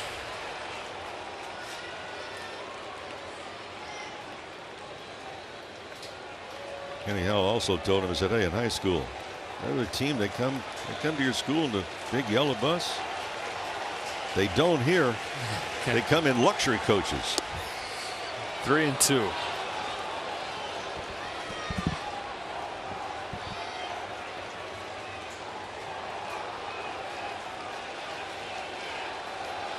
Seven hits, 8 walks in this game for the Dodgers. 3-2 on Thompson. Lux runs and Thompson fouls it back.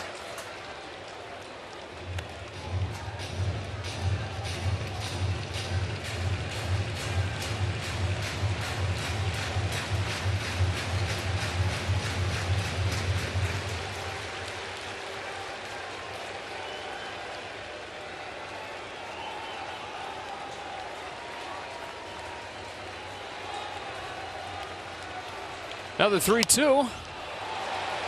Straight up into short center field. McNeil is there. And Jake Reed appears poised to punt his first career save. 4-3 to the bottom of the 9th. For the win, and Jake Reed looking for his first career save. He's pitched in 18 games at the major league level, 9 of them with the Dodgers, 9 of them with these New York Mets. And yeah, well, here they are at 89-38 with a 19.5 game lead. It's fun to make a lot out of a midseason series like this, but this shows you kind of where the Dodgers' heads are at. What relief pitchers love is the fact that when they come to the ballpark, they know that they might be in the ball game. Jake Reed, I don't think, had plans of being in the ball game in the 9th inning with a 1-run lead. But here he is.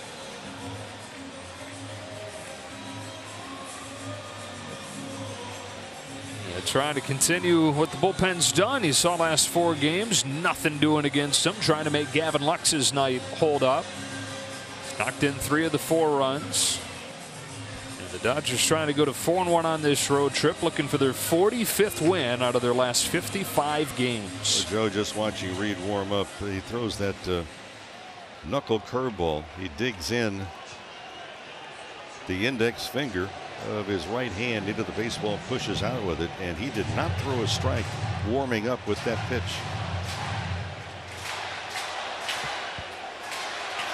So let's see, 8-9-1, Escobar, McCann, and Nimmo. 5 innings from Heaney tonight, and they're trying to bookend the bullpen's work with Heath Hembree and Jake Reed.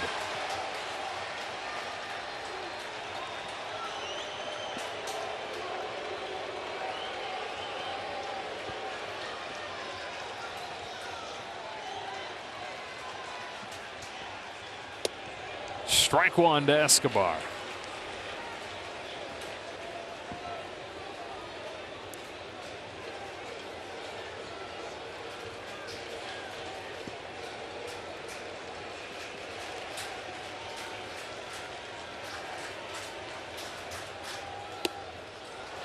One on 1.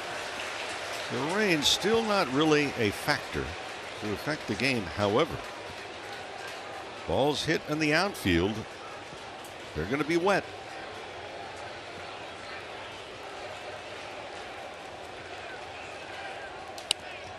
Pops it foul, and Reed's ahead 1-2. On deck is Dan Vogelbach, who has been a monster against right-handed pitching since the Mets picked him up in late July.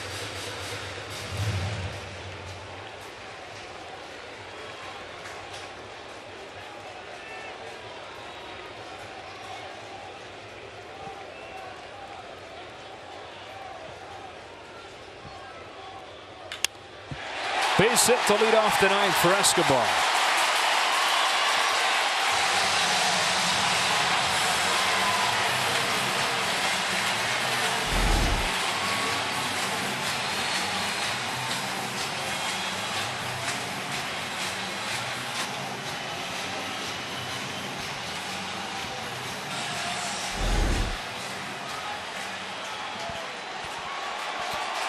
And Vogelbach, who very quickly become a fan favorite, introduced as the pinch hitter.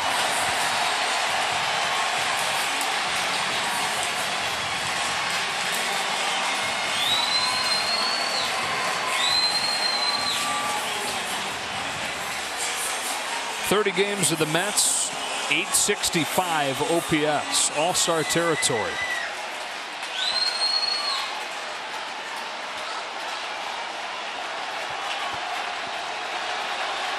Tendency to strike out. 96 punch-outs this year. Takes a strike on a fastball. That's in 321 at-bats, 96. 3 true outcome hitter, huh? He's got those home runs, strikeouts you reference, a lot of walks as well. 6 feet, 270-pound slugger. Hit 30 home runs and was an all-star for the Seattle Mariners in 2019. The Mets are his 5th team in 3 years since. Rain coming down a little harder. On an 0-1, Vogelbach takes ball 1.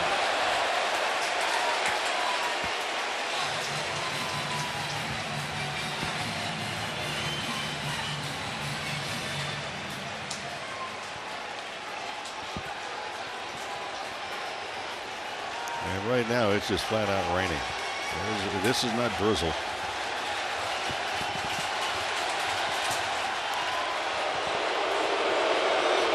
Jake Reed might be trying to do 2 things: keep this from extra innings and keep this from a rain delay. Right now on top of the agenda, throw strikes, and you'd love to get a ground ball double play.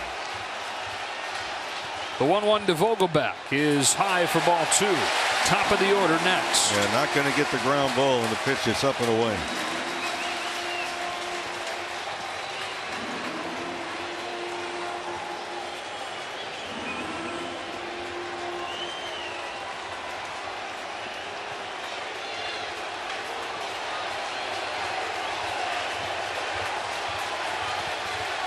Two 1. 2-2.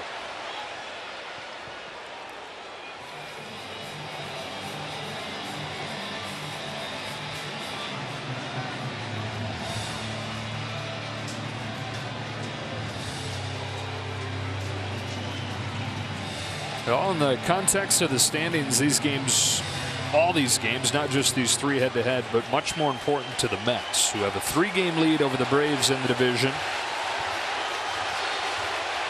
And you can sense that with this crowd on its feet. Braves trail the Rockies right now, 3-2 in the 8th inning in Atlanta. This Mets team on a 103-win pace.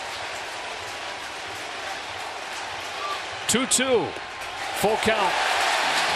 And that was way outside. That was just really a non-competitive pitch. Does Buck Showalter think about sending Escobar on the full count?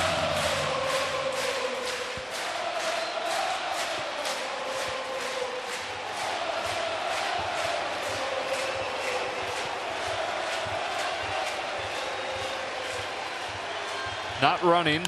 Bouncing ball up the middle. Muncy will tag Escobar and throw to first, a double play. Boy, what would have been ball 4? That ball was up. Muncy, a heads-up play, perfectly placed infield. 5 at 4 unassisted, 3, 2 gone in the 9th, and he went up letter high for that mo. Up and away, and he tried to pull it right into the Dodgers' hands, and for Muncy made that tag, he made sure they had a firm grip on the baseball with a bare hand. Wow, so that certainly changes the temperature. 2 gone, bases empty. Mets down to their last out, but they've got the top of the order up there. Brandon Nimmo is 2 for 4.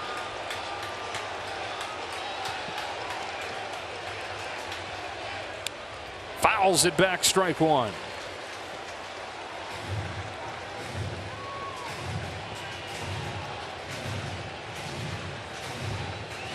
"29 years old in his 7th year with time in the majors. When he's been healthy, he's been very valuable. This year he's stayed on the field for the first time in a long time." It's raining. Drops are rolling off the bill of the helmet of the hitters.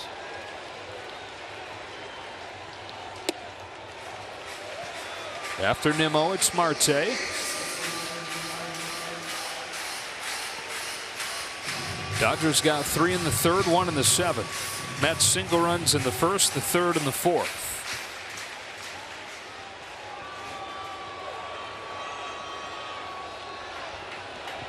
Reed's 1-1. Up the middle, off Reed, who's got his first career save.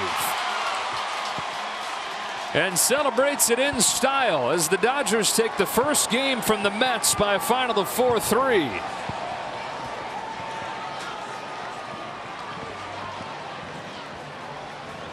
Never in doubt. Boy, you want to know about the emotion in this ball game?